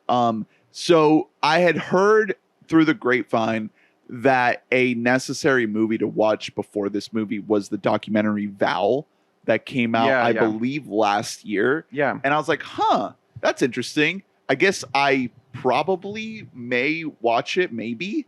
Did watch it. Turns out that documentary goes into what Val Kilmer has been up to the past decade and a half, which is battling throat cancer. And I want to see that movie now, that documentary now, after watching this movie, because they bring that real life struggle into the character of Iceman. And I think they do a really, really classy job of introducing us to this character in a way that relates to the real life person. It also, very crucially, it keeps him in insanely high regard in the movie. He is throughout, from the jump. He outranks everyone that we see in this movie. You know what I mean? Even like, Ed Harris. Yeah, despite what's going on with him, despite the fact that he like literally can't speak, he is like pulling all the strings to allow this movie to happen. to the point where like John Hamm, as soon as we're in the spoiler section, right? Yeah. So as soon as Iceman dies, John Hamm is immediately like, fuck off. Iceman's dead. He can't protect you anymore. Now I'm going to like rake you over the coals at Which this point. honestly Like, led to like one of the best sequences of the movie. Of Tom like, doing this. John Hamm, you're in charge now. by himself. Well, yeah, fuck you. And he, yeah, Tom just the training run steals on his own. he just steals a jet plane, just does the run by himself. Which I do have a question, that was a unanswerable rhetorical question. No questions allowed about that. That happens all the time in the military. Yeah, I do wonder. So, like, are there keys in jet planes? How do they just? Did they just like? Is it that thing that you do whenever you're in the country where you just like leave them like underneath, like you leave them underneath the brake pedal? I where you cannot just grab 'em confirm and nor just- deny. Well, no, hold on. Dane- A second. Yeah, you know what, Dane? Can Neither you- can I. Dane, Okay, can like you just like When throw some you're a wisdom on that, Maverick- just for the listeners at home. When Just, you're a Maverick, you get special access to the lockbox. Especially the lockbox for the jets owned by nondescript Arctic nations that have the capabilities of refining so uranium. that's a whole other question I have is is it like an unspoken code in every country that countries just like take the key and just like throw it under the brake pedal and they're just like just nobody will ever think to okay. look under there. Hold on a second. So let's The equivalent of putting the extra spare key under your doormat in the front door. Like, let's take a beat. Let's take a beat here because the whole movie we're building up to this mission, right? It's like a straight arrow line of a movie structure.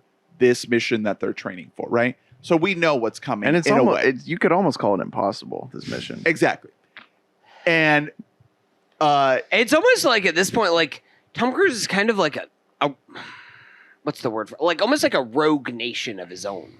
He's gone Yeah. rogue. and this, And you're wondering like what's the fallout of this going to be? okay. I'm so He's glad we going took to this become beat. like a ghost. do you and want me like to what hit is him? what is Shit. protocol going to be? I can here? hit him. Okay.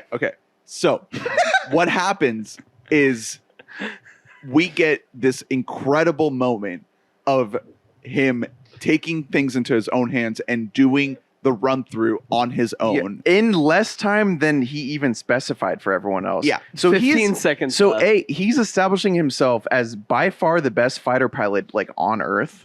And with no help. At- Which, like, at age the movie- 60. Or the mission Yeah. was designed to be done with multiple planes. Yeah, And it he required does it- required a plane to do a lock onto the box and a plane to drop the Yeah, and he's missile. like, He "No, I'm did- good. I'll let me do all that shit I'll without do help." it by eye. I don't everything. care. Exactly. He does it on his own. And it is absolutely exhilarating. It's so fun to watch. You also get the thing of which this happens several times in the movie. Very smartly, you get to watch other characters watch. well, not only watch, but be like, dear God. They want it can't be. they What- yeah. Well, no, it's all the young fighters like him at this Maverick. point. They want him to win because John Hamm is coming and being like, guess what? 4 minutes, and if you get murdered, you get murdered. Sorry, guys. What I thought was neat about that whole sequence was that, like everything leading up to that was like you don't think that Tom Cruise is like that Maverick's character is like able to do that. Like it's like these are the parameters and he's just kind of guiding them through it. Yeah, and then you see him training. it's like them. him just like Yeah. making the decision that if I can prove that I can do this, then they'll know that they can do it. And it's kind of like a spur of the moment kind of thing. It's yeah, not it's like he's like, how do I get back his whole into thing- the he military? did not have the intention of running that mission from the get. Yeah. However- no, it's literally a thing that Val Kilmer, again, bringing back to his character, that he has a point where he's just like, all you've ever done is show them why they can't do this. Yeah. And you just need to show them why they can do this. And it takes him dying to be like, okay, then I'm going to show that I can do this in less time than I'm even asking you to do this. So if I can do this in 2:15, you can definitely sure as shit do this in 2:30. Yeah, but very famously, the way to like get back into the military is by doing something really illegal. Yeah. not only I'm always illegal, saying but this about people. Yeah. Like Not I'm only- just like saying like, man, if I did like a crazy good drone strike though, then they would let me back in. not only is it illegal, but it is like something that everybody just looks up and is like, whoa, Yeah, he is the best. that's the thing. He is Even a legend. afterward, because I was watching that. Conversely, I was watching that with the thought in my head the entire movie, like, if Tom Cruise doesn't lead this mission, then it's all for shit. Exactly. He has to. And not only I'm that, sorry. but like, Because it's already been established that he's still flying like top level planes. right.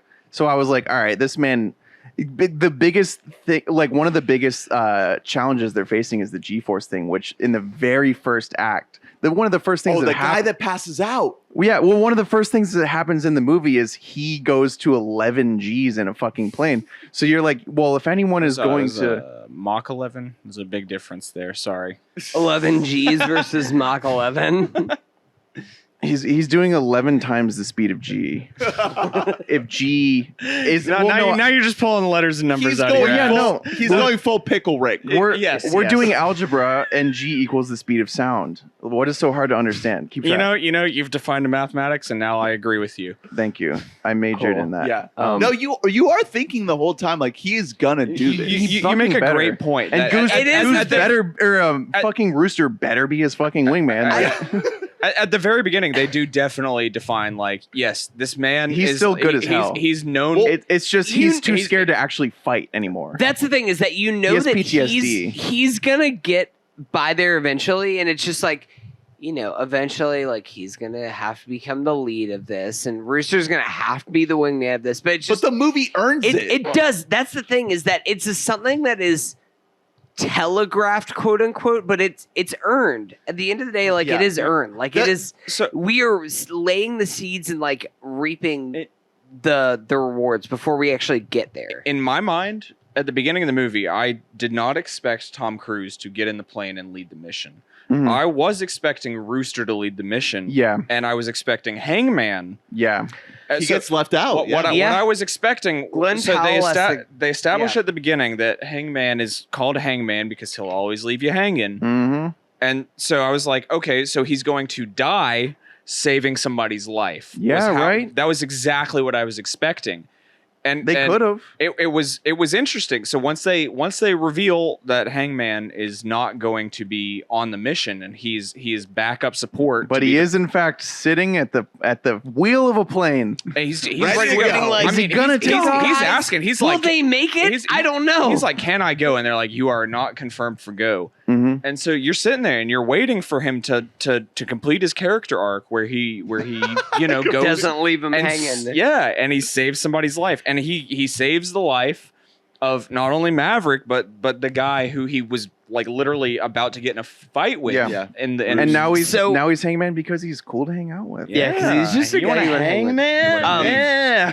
I will say, I knew that it was coming, especially at the very end. I was like, Hangman's coming in to save them, and I didn't care at all. I still like hooped whenever. You were still just happy. It's like you see that missile come in and you're like, I knew it was gonna happen, and I'm also still because happy. Glen Powell So- rocks. a couple things here. So, first of all, of course we knew that Maverick was going to be an integral part of the final mission.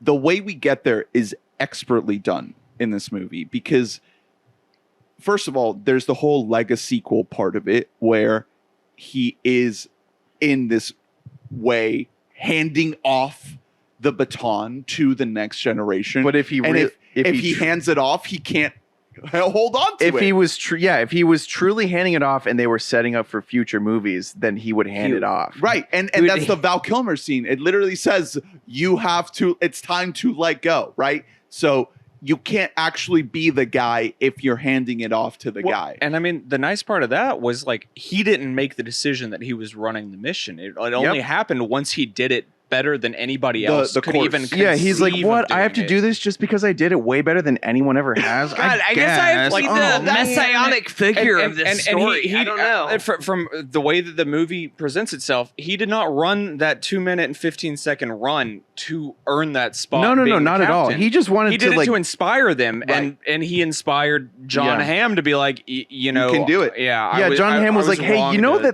that means that you have to do this now. Yeah, if you're like the fucking idiot.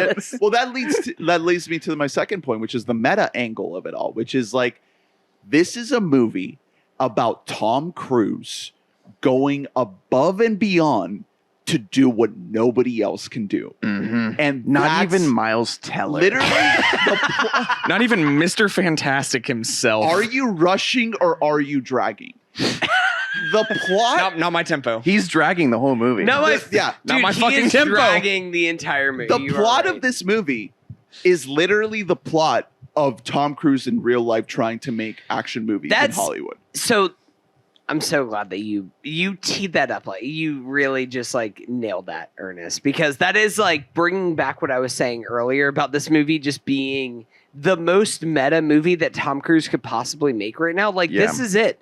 Like, I know it's almost weird because we still have 2 more Mission Impossible movies coming out after this. Like, the timing of this is weird, but this does kind of feel like Tom Cruise's farewell to action filmmaking. Yeah, you can't keep doing all of this. He's 60. But Guys, he's he still- cannot keep And he's doing still it. rocking a sweet Physically- bod that's oiled up and physically, playing he two-way literally- football. He cannot keep doing this. But he's Like, still raging against time. Time is slipping away from his fingers, Mhm. and he is going to go every inch of the way against it. Yeah, he has as 2 possible. minutes and 15 seconds to keep being a star. Right. And he's going to do it, homie. And you that's only what's got 60 incredible. seconds to save the world. That's Yeah. what's incredible about this movie is that the plot of this movie is literally about how everything is fighting against him, and he is the only one who can do He it. can't stop. And another reason that, like you said, they have these other. Have they shot both of the two Mission Impossibles already or no? They're shooting it right They're now. shooting Okay. the part 2 right We're now. hitting Yeah. $300 million budget and counting. I'm just. Yeah, baby. I'm telling the world right now, he cannot keep this up facially speaking. I think They're already part having 2 is the end of they're it. already I think having to part do 2 is- gymnastics to get him looking really good in shots. It's looking a little droopy. It's like we can say. high So- high key lighting and I'm gonna like wholeheartedly disagree with you. light okay, film. Yeah. I was gonna say. Let me go out of my way to agree with Hunter real quick. His face has some moments in this movie, but You have to look him up IRL right now. two-way. That's how you know. Let me tell you. Like there's camera look. Yeah, let me work see if behind my it. Did dick you is see still him hard once I look him up. shirtless? Did you see him shirtless? Yeah, with his pants pulled up to his fucking belly button. and the two-way. Okay, Drew, let's bust that top off and let's see you play a Yeah, game pop of that top two-way. off, buddy. Let's see Bust it. that you pop know what, off. everyone? Let's do Let's it. show some cleavage. Let's do a All right. kickball. Let's do We Bought a Bike kickball. Let's make this the most homoerotic episode It's of Memorial Day of weekend, Top baby. We Bought a Mic ever is the Top Gun episode. It's literally, and it's not like I'm not talking shit about him. He's 60 years He's old, 60 bro. years old. He can't keep having brown hair. It's Well, gonna start. No, Hey, it's, if here's Danny the thing DeVito is that can it's do not it, even so can Tom brown. Cruise. It's jet black. It's- It is yeah. more It's already starting to full look and weird, defined man. than it was when he was does he- in 1986. does he look like it the is original? stupid. The original what? Tom? The original That's like the Maverick? original. The original Yeah. Superman. He's the original. Yeah, I thought you meant the original Tom. Is that a Dennis Reynolds He's like- reference? It's absolutely a denim. Cut to clip, baby. Let's go, baby. There are also great outtakes from that scene. Have you seen those? I've not seen Because that. Dennis made that up. Like in the moment, he was like, "Oh, well, he's the original." Anyway, Glen Howerton is a lost movie star. He He could have really been in is. so many movies. I think he just is like He too just did. funny And to this be a is- movie star. This Like is the he part just of the was like, I podcast don't where we want to turn do into that. a Sunny appreciation. And always moment. sunny in Philadelphia. I did want to say Appreciation one thing. So here's the thing: is Tom Cruise is obviously not going to do this forever, right? Obviously, as far as we know, And this movie, the story that's being told in this movie is about how he can't do this forever, and he has to let go and give it to the next people in line, I'm the gonna younger people. I want to make a counter argument. This movie is about how he should let go, but doesn't have to. Exactly. That's what's crazy. That's very true. That's Yeah. very true. But for a moment in the theater, we did not know what was going to happen in this movie. And I truly believed this movie You thought he was gonna telegraphs die? the fact that Maverick is going to die in this movie. I mean, Like 100%, I thought it was going to happen. It cuts to Yeah, black. movie- There's mov- literally movie- a cut to black Movie moment. could have ended when his plane got shot Right, down, right, exactly. and they chose to just take a more badass approach and like, you know They what? chose What if we to have be like, another dog What if fight? we went from like, what if we went from two an more. 8 to like a 9.5 in this And- movie? and What the- if we just ramp this up a little bit? The thing about this movie is that it gives you the training sequence, the montage, all of that buildup. It gives you the actual sequence where Maverick does the course. Yeah. And it's fucking exhilarating. At that point, I'm like, wow, I got my money's worth. My heart's pounding. I'm feeling good. Oh, no, we're actually getting the actual mission that you've been here for this whole time. Let's fucking go. That whole mission is incredible.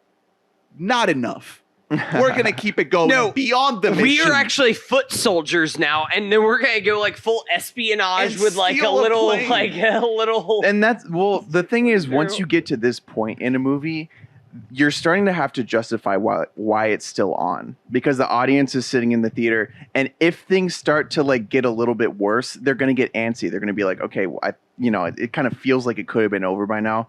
It didn't feel like that ever. No, it never felt like that. There was never like, okay, where's the ending As here? soon as we go from the like cut to black and then seeing Tom Cruise, I like immediately went to this in my seat and I said, Yeah, like, he was yeah. he was on the edge of his Yeah. seat. I was Hunter almost stood up. I was Hunter's really fully feeling at a it. point, and then whenever we cut to credits, I did like a full like jump up and like yes, Hunter USA, and Ernest were USA. like clapping and cheering. They were I really did. excited. I did. I didn't Now know if you know Tom was why in the a guy theater. moved away from us in ambulance. Well, the thing is, because the problem was in ambulance, it was like, wait, are they in LA for this? we kept on they- asking him, Yeah, is this like a Los Is Angeles this like thing? this? Are they in that San shot Fran? looks a lot like Los Angeles. This is like the Bay Area. And right?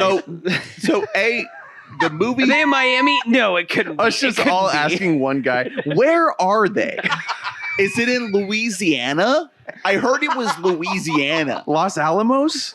Like where? What the fuck is going on here? So, this movie keeps going and going beyond what you think it's going Yeah, to. and it justifies itself doing that. And B, again, the meta angle. It is fully an allegory of, maybe it doesn't complete the allegory, but in the moment, it felt like an allegory of Tom Cruise telling us that he is willing to die Mm-hmm. for the art form. He's Yeah, willing I mean, to, but he's not gonna, bitch. Guess what? You're gonna have to kick him out before you bring in fucking Miles Teller. It really felt like the point of this movie was like, I am going to die. Yeah, try to put Jeremy Renner in this fucking thing. It'll suck. Hunter kept making comments like before the movie about like expecting Tom Cruise to die doing some stunt. The thing, No, the well, re- that's the thing is that would you be shocked? Like, would this like utterly No. shock you to the point of insanity if it was like if Dead Reckoning Part 2 came out, the new Mission, if Mission Impossible 8 dropped, and then like Tom Cruise has It been waited dead for until- 8 months. that's the exact thing. they- We're like, they show we're Tom like Cruise Tom Cruise die on hasn't done like camera. any publicity for this. He's- This is he- insane. he- It's he- unprecedented. It's like, oh, Tom Cruise actually died while making this movie. That's the thing, is that Tom Cruise could do it, and I would not be shocked, and anybody else would be the most insane thing in the world. Yeah. And Tom Cruise could literally die while making he one of these fell off of fucking movies. WTC 1 and no one noticed. No, And Tom he Cruise comes- wrote in his will, he was like, keep making the fucking project. He Yeah. was like, production does he not stop for handpicked me. his deepfake replacement.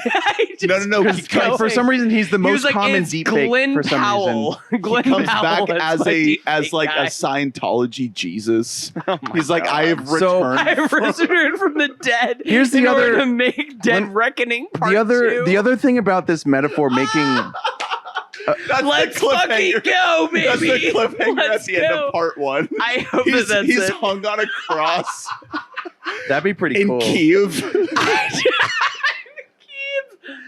I can't wait for Tom Cruise to sacrifice himself to the Russian military in order to keep his film just to career make some going. money on Labor Day weekend. God damn. It was one thing. It was really my funny hero. watching this movie like do so much to not identify where they are. Dude, so like, let the me movie's trying so hard to be like, no, it's not even, you don't have an area. You have no clue. Have you- up until like the third act, it was like, oh, they're gonna be in the desert. This is a desert mountain. That Yeah, they're and gonna then be you're climbing in the snow. It's like, what the fuck? Why is there snow Well, no, but everywhere? also the main thing that they do, trees everywhere. Trees. all that they give you is like a really scary looking bird that's like surrounded by a circle as the emblem of this place. It's not even a flag is the thing. It's just an emblem. So this could just be a rogue group in some country. It's a country with a Yeah. big ass crater. I'll tell you that. On top of that, because at a certain point I was fascinated. I was like, they're not going to tell us anything about where they are. That's a very intentional choice. I guess you could call it a rogue nation. Yep. Because there's a specific shot where they're figuring out the F-14 and the machinery that's in the hangar, and there's a shot where you're like, oh, I'm about to be able to make out the writing on this, and it's in a different language, and then they blur it immediately. Like they pull focus immediately. Yeah, I wonder they don't want if you you to even can have just a get this hint. of like what language Yeah. that is that you're seeing. Or- there. Is that Russian? Is that Or later, when they're in the planes and there's a moment where Tom and Rooster are trying to to disguise themselves as members of that nation. And so they're basically just being like, hey, they're doing hand signals. In the shots of I don't know what that means. In the shots of Tom and Rooster, you can see like color in their silhouettes, but in the enemy shots, you just see shadows. No, they don't that's- even want a race to be discussed. So They're like, no, this is just like enemy. Drew, when was the last time that you saw the original Top Gun? No, I know it's the same deal. It's really funny. Which loved is it. for back I've said then, it's it- really surprising because back then you could just say a country and everyone would be like, yeah, we hate those fuckers. Well, here's the thing about the original Top Gun is that, and if you It like was, look like- up around, the original Top Gun is like it's not funded by the military, but like it kind of basically- is. yeah, that's It what- all basically military is propaganda. that's what's military preventing it propaganda. is the Like, military doesn't want you to and- identify a country that the military is They, trying to Exactly. they just, they kill. just The want you to na- feel hella patriotic about America Exactly. and The thing fight the is- enemy. the military explicitly said like we'll give you essentially stock footage for what we have for all of like our naval shots, and they were like, bet we can make this movie for $15 million instead of $100 million to shoot this ourselves. Fucking bet we'll just do that instead. And by agreeing to do that, they were like, okay, so what you're going to do is you're going to shoot people that are in all black and they're just wearing a red star on them, which could be Exactly. Russia. It could be literally fucking anybody, Yeah. but it's red, so you know it's bad. Because what incentive does the military have for identifying the enemy of the military? Yeah, Zero. exactly. So it's just like we just want you to identify a enemy force that is just non-existent right now and not put any specificity on it whatsoever. And to be honest, I think that's going to play a benefit to this movie like in the future. Yeah. That they aren't just like we're fighting Putin and the Russian army in this movie. Well, We're fighting the bad guy. Here's fighting that's just here's and why it really just plays into the whatever movie's favor bad guy because is. all we've been saying about this movie's plot is that it's sleek and straightforward. We don't need to be introduced to like a big bad. We don't need to be introduced to like the Kremlin in this fucking movie. Yeah. We know that there's a bad guy.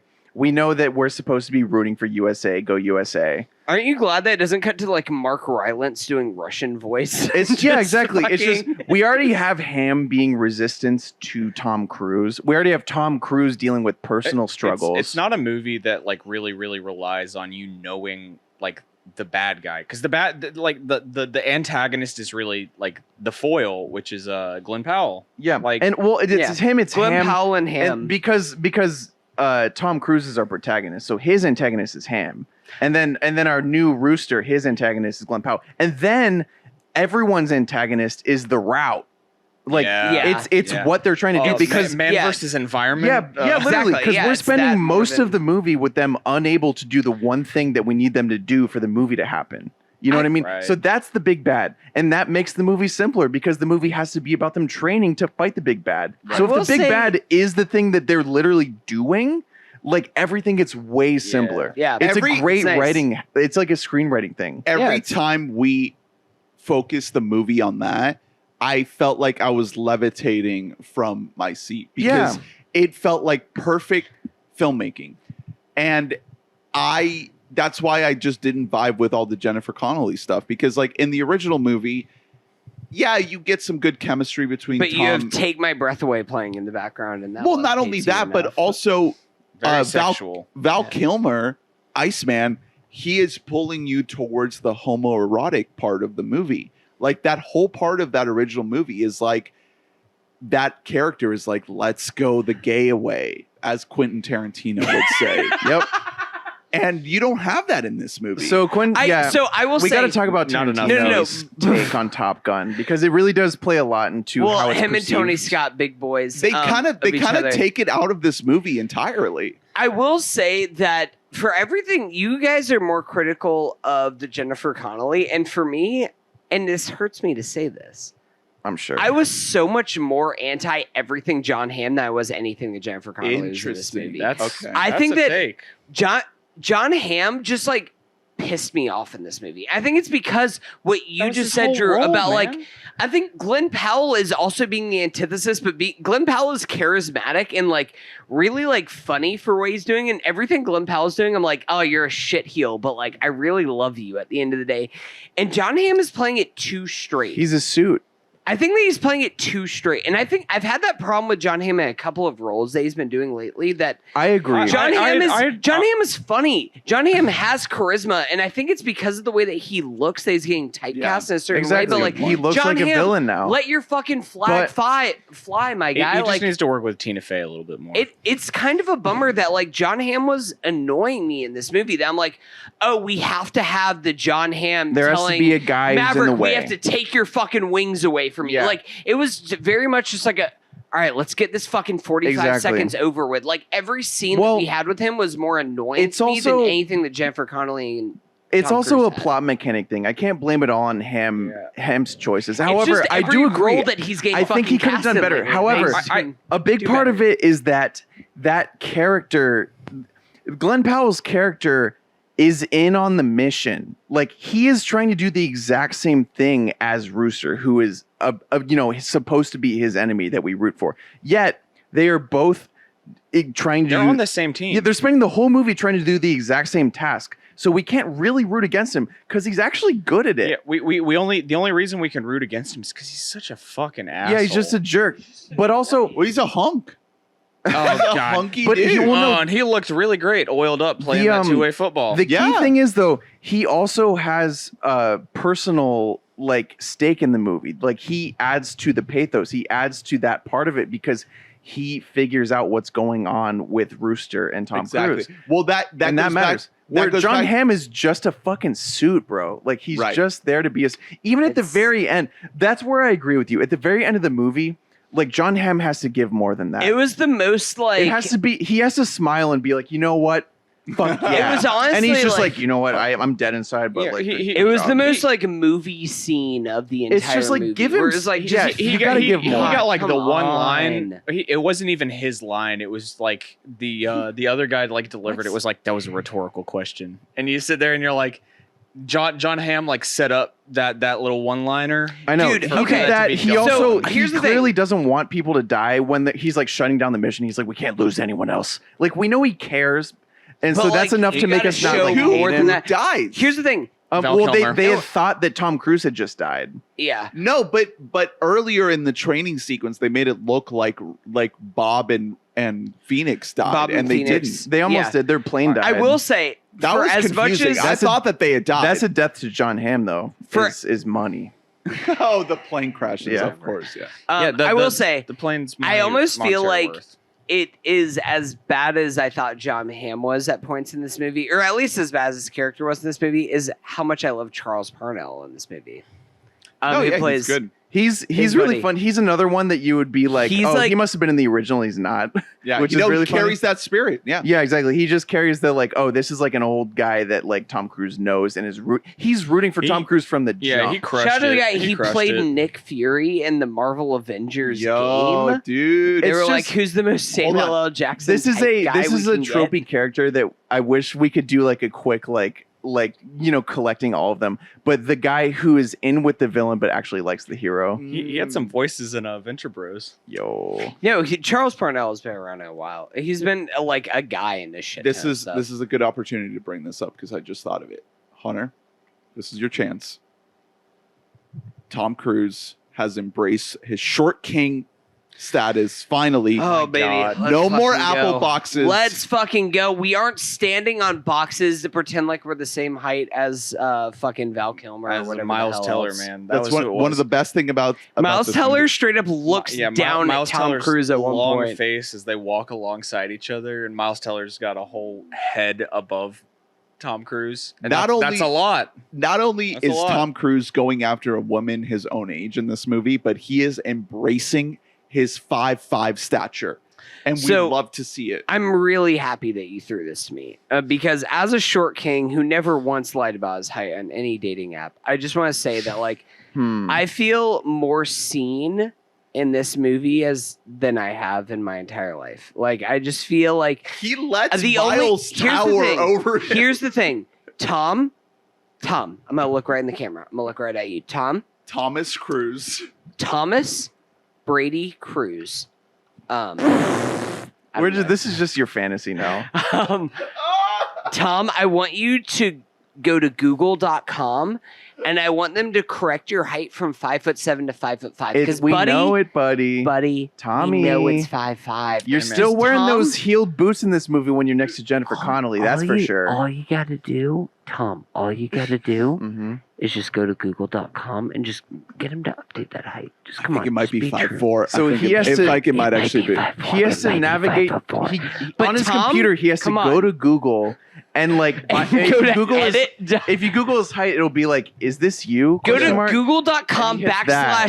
/edit. Verifies where you can that just it's go Tom. edit Google. Tom Cruise, somebody who is like wired into the internet with his brain. Here's the Like thing. he has a chip that Tom- you just plug in. Tom, go to Scientology.com. Because I know that you're just running every internet search that's It's ever not a being coincidence run. that he was invented around the same time as ARPANET. You know, Right. they're both military properties. Tom, go to altavista.com. Mm-hmm. And I want you to go from there and then go to straight to Ask Jeeves. Right. And from And I it'll want show you his- to ask Jeeves to change your height. It'll show his ancestry.com and it'll say like Saturn Moon 5. Tom, can you send me your co-star? Because I want to know how compatible we are. Like, I really think that we have a lot in common, and like, I This would just doesn't like to seem related confirm- to what you were just Thomas is talking really about. just trying to like fuck Tom Cruise All right. right now. That's what's really happening. I just are- want to be a sandwich between you and Brady. Let me just my two favorite Toms. I'm going to throw up. You just want to be the Tomcat. I'm a Tomcat. We're at the 2-hour mark. We need to Ugh. wrap this up. Okay. I don't know. It seems like we're in a pretty important vein here. I don't. I Tom, yeah. look at me. Look at me in the eyes. Tom, zoom. Camera 2, come here. I'm looking Respect ready. the cock. I want to talk about Miles Teller real quick. I Yes, do wanna, we thank haven't you. talked enough about Miles Teller. Miles Well, Teller is great in this fucking movie. The whole legacy sequel part of this movie is one of the best parts. You know, Oh, yeah. how he is embodying the son of this major character. I think what was like really shocking to me, right? Well, like going into this movie, I had no expectations for Miles Teller. The only two things I've seen him in are the Fantastic Four and Whiplash, a notoriously bad movie and a notoriously good movie. So I know that like he has the capability to do something really good, or he has the capability to do something really bad. You know, and I think what this movie really did for me was cement like the idea that it's not necessarily him that is bad. I think he's a good actor, especially from the third act. he owns this movie. Yeah. He's so good.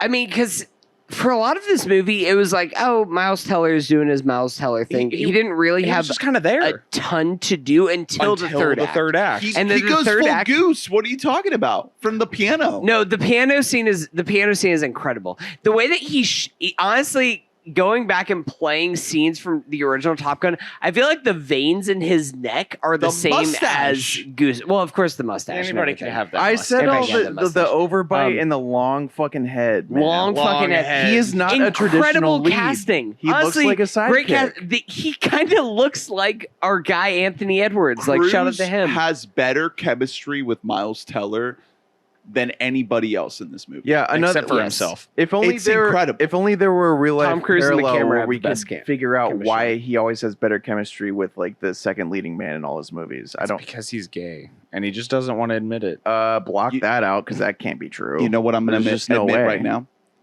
When he hugs Miles and Miles says, "It's what my dad would have done," I shed so many tears. Honestly, Man, saw I got the- I did get choked up. they at that showed point. they showed so I many don't care. photos of him and Goose, and then at the very end of the photo of him and Miles Teller and Rooster, Perfect. just the same thing. Lovely. That was a really It's a nice great little moment, Yeah. Dude, this movie And has that's another. We've already brought up like 4 different Chekhov's guns, like first act to third act things. That's another one where you see the pics up front, and you're like, because it's before we even know the relationship between Tom Cruise and Miles Teller, but he has pictures of Miles Teller as an adult, so you're like, oh, they must love each other. right. They then have shortly some afterward, kind you're of like- relationship is Yeah, all but I then knew. shortly after, you're like, wait, why would Teller hate Cruise? So then the fact that they're also trailers ruined that. So- That's what happened. But Really? I will I didn't say, see a trailer. so the trailers revealed that Teller was Goose's son, but the trailers did not reveal, and I legitimately didn't know this.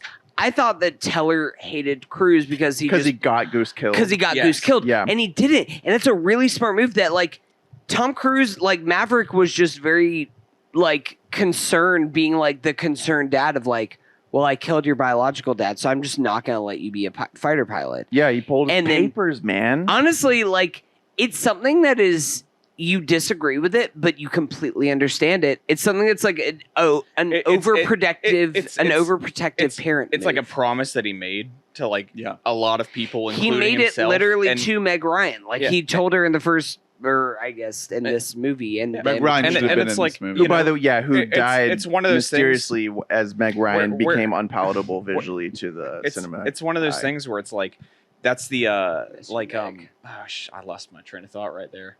What, Meg Ryan? No. Glen? Like it's his code of honor, right? Like, you know, he understands that it's a shitty thing to do, but he does it anyways because he made that promise. Well, and but he says that he wants to be a father right. Yeah. instead of a captain. Honestly, that's the thing. one of the best lines that Tom has in this movie is that he's just like, well, I know that like Rooster's already gonna resent me, so like why make him resent his mother Exactly. too?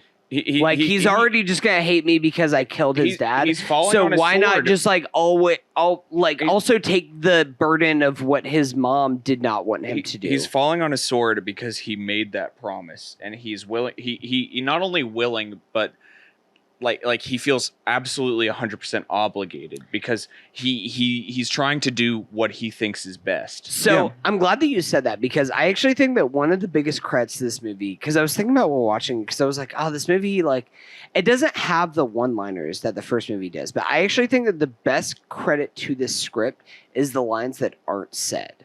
And what I mean by that is that, like, there is no big, like, overt, like,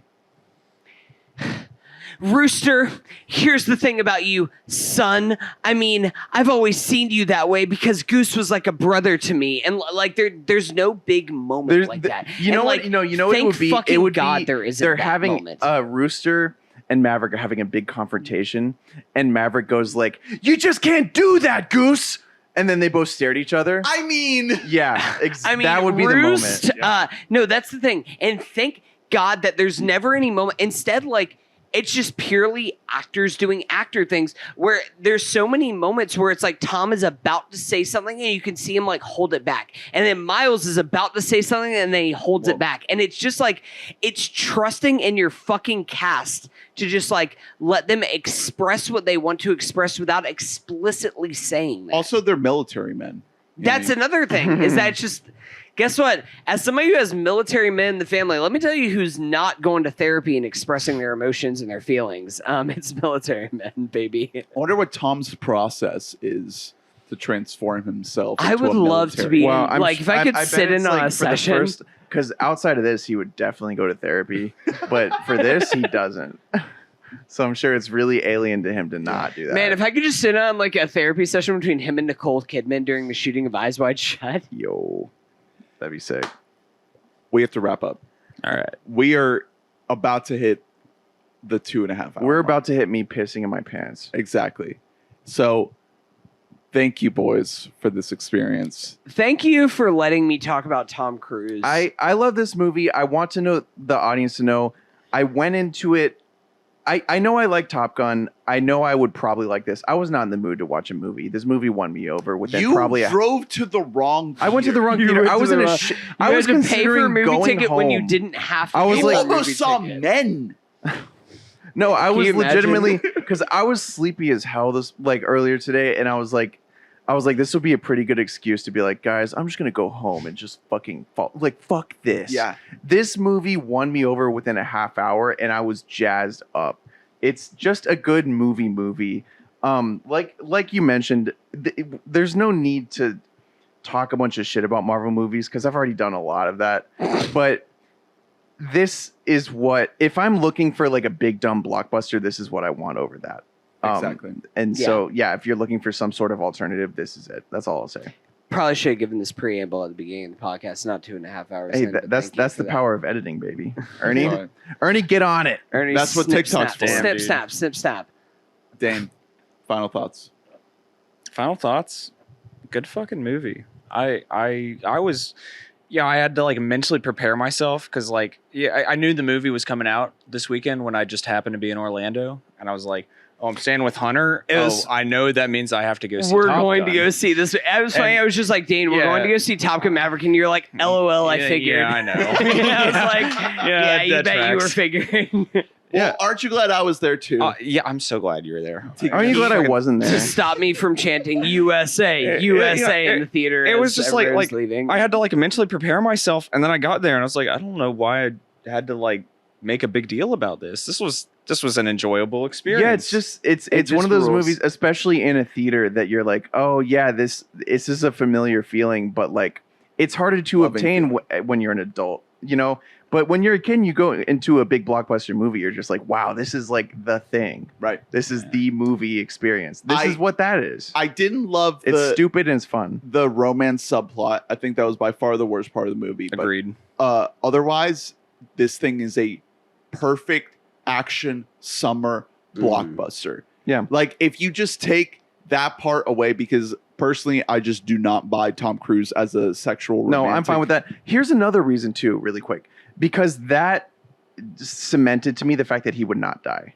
Because they're not introducing the mom and daughter just to like be crying at a after he's funeral. like, you better not Just leave be him. crying at his You're right. casket You're later. right. He's gonna live. Right. But that also gives him a reason to live. So I guess it's fine. Every scene of this man flying a fucking airplane is the most exhilarating thing you will ever Guys, see. in Also, your really, life. Guys, really heavy Tom breathing. Cruise learned how to drive an F-14 in order to be in this movie. They wouldn't let him touch the controls of the Did you read that article? They wouldn't Yeah. let him touch the controls of these planes. It was He like was he was in a 'em. kid. He was definitely him, though. It just it rules. Direction wise, I do want to give credit to the actual director, because there are certain, like, there are overhead shots that look like they're from space that are clearly not real shots, obviously, but they look gorgeous. They look insane, They dude, look- it's especially just in the nice to beginning of look this at. movie. Yeah. Like Those the shots are first- just pleasant. We man. did kind of blow past the first act of this movie, and there are some insane sequences in there. I brought up earlier, and then I'd never actually completed the point, but like this is, I think, the most complex character that Tom Cruise has played since Collateral. Interesting. And that's 2004, and that's almost more saying about what Tom Cruise has been up to in the More last so than 15 to 20 divorced years. dad in World of Worlds. Yes. Because I think Collateral is like low key one of the best Tom Cruise performances that he's ever give, because he actually embraced being a villain, which is something that He embraced He having wouldn't- gray hair. Yeah. yeah, For the being first a and only fucking time. gray king in that movie, and he looks incredible with gray hair, but whatever. But I mean, I know that the parameters aren't big for a statement like that when you look at something like Ethan Hunt, and it's just like, oh well, he's actually trying to become more complex, more of a human being, but he's a superhero for all intents and purposes in the Yeah, those movies Mission are past the Impossible point of no movies at this return, point. to be honest. and like He in can this struggle all he movie, wants. there really is an emotional core, and maybe it's not like an actual like traditional like him versus like him and woman romantic kind of relationship or anything like that, but like this movie got me choked up a couple of times. It Well, like the actually father is son angle. Yeah. yeah, there is like an emotionally effective point to this movie, and Definitely. I didn't think that Tom Cruise still had that in them. No, as that's much fair. as like He did better than I thought he would. as much at- as I at that. love Tom Cruise, I was kind of concerned of like, what is the next post Mission Impossible Dead Reckoning Part 2? What is the next 10 to 15 years of Tom Cruise? I guess Is he we'll see. willing to take on the Paul Newman role? Is he willing to just be the guy? Is he like gonna the be good at supporting that? role? That's the thing. Paul Newman is the best possible version This of that movie type says of guy. no, because this movie says I will hold I on. have to be the star. I will hold on to every single inch I can. of And this. I mean, you know, we'll see. I mean, we talked about this on our Magnolia episode of the podcast like 2 years ago. But we'll see what the post mission. the post-mission Yeah. world for Tom Cruise looks like. But this movie did reignite my love for Tommy, and like reignite him as a mind in my mind for what peak movie stardom looks like. He is the best movie star of our lifetime. I think he might be the last movie star right.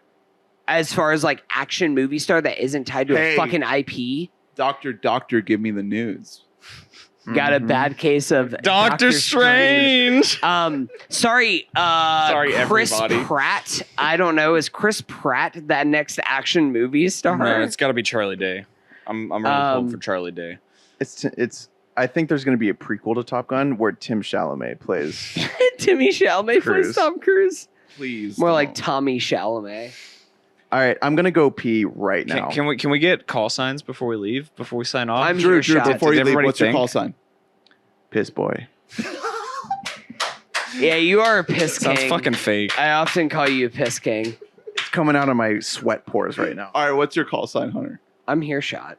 Here, shot. All right, what's yours? I'm I'm team gonna go leader with like here, Shot. Maxwell, for the math and engineering, or like Skank because I like ska. No, 'cause I'm a you're bitch. definitely skank. Skank- You are Skank is 100% good. skank. Skank is good. Wait, Ernie, what are you? Didn't I say one earlier? I feel like maybe. Did you? But I would like you to say gotta- it you again gotta come up and with look me in one the right eyes now. like you really mean it. I Yeah. can't remember the one I said earlier. Yeah, Um, come up with The off only one dome I'm right coming now. up with right now is Golby. Yeah, you're Golby. Golby. Golby. Golby. Which, if you know Golby, you know Golby. But if you don't, you don't. If you know, you know. Um, I like Skank. Skank is really good. Skank's pretty good. It's something just for the ska boys out Yeah. here, just who never. It's like if, for those of us who in 2022 are still trying to bring back the new ska wave, they're Dude, trying to start the fourth. ska wave of is forever, pop is temporary. I Yeah, think I said that backwards, but the sentiment remains the same. cool. thank you so much for coming on. Thank you man. for having me, man. We really appreciate you. We will have you on again soon. I hope. We Hopefully still for have. Penguins, We maybe? haven't had your Robin Williams episode yet. It's have we? penguins. Penguins. Penguins. That's what we talked about like maybe a half to a year ago. A Robin Williams Penguins movie. Happy Feet, dude.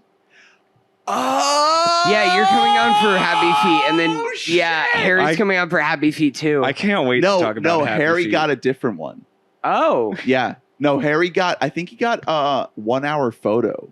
oh, okay, Yeah. that's it. Oh my god! Eventually we'll Happy talk Feet- about Robin no, Williams No, again on we this will need to podcast. talk about Happy Feet 2 as well. Okay. It'll be like a 2 Let's in do 1. a Two in let's do one? a Happy Feet and Happy Feet 2. I've not podcast. seen any of Happy Feet 2. Yeah, Well, you're gonna a have to watch both of them. George Miller film. That'll be exciting. I It's get his homework. preamble to Mad Max Fury Road was To like, get it before I make Mad financed. Max Fury Road, I need to make Happy Feet 2. I got to do a family movie before I make 400 plus hours of desert. Right. Yeah. We Desert appreciate Fallout you content. riding into the danger zone. Into the With danger us. zone. And we appreciate you tuning in and listening and watching. Please be sure to rate, review, and subscribe, like and comment, and recommend the show to all your friends. Enter the danger zone with us as we get into more new movies and shows. We still got Atlanta to get into, and we might give you a little bit more. There's a lot of stuff out right now. There's So Men. much. There's The Northman.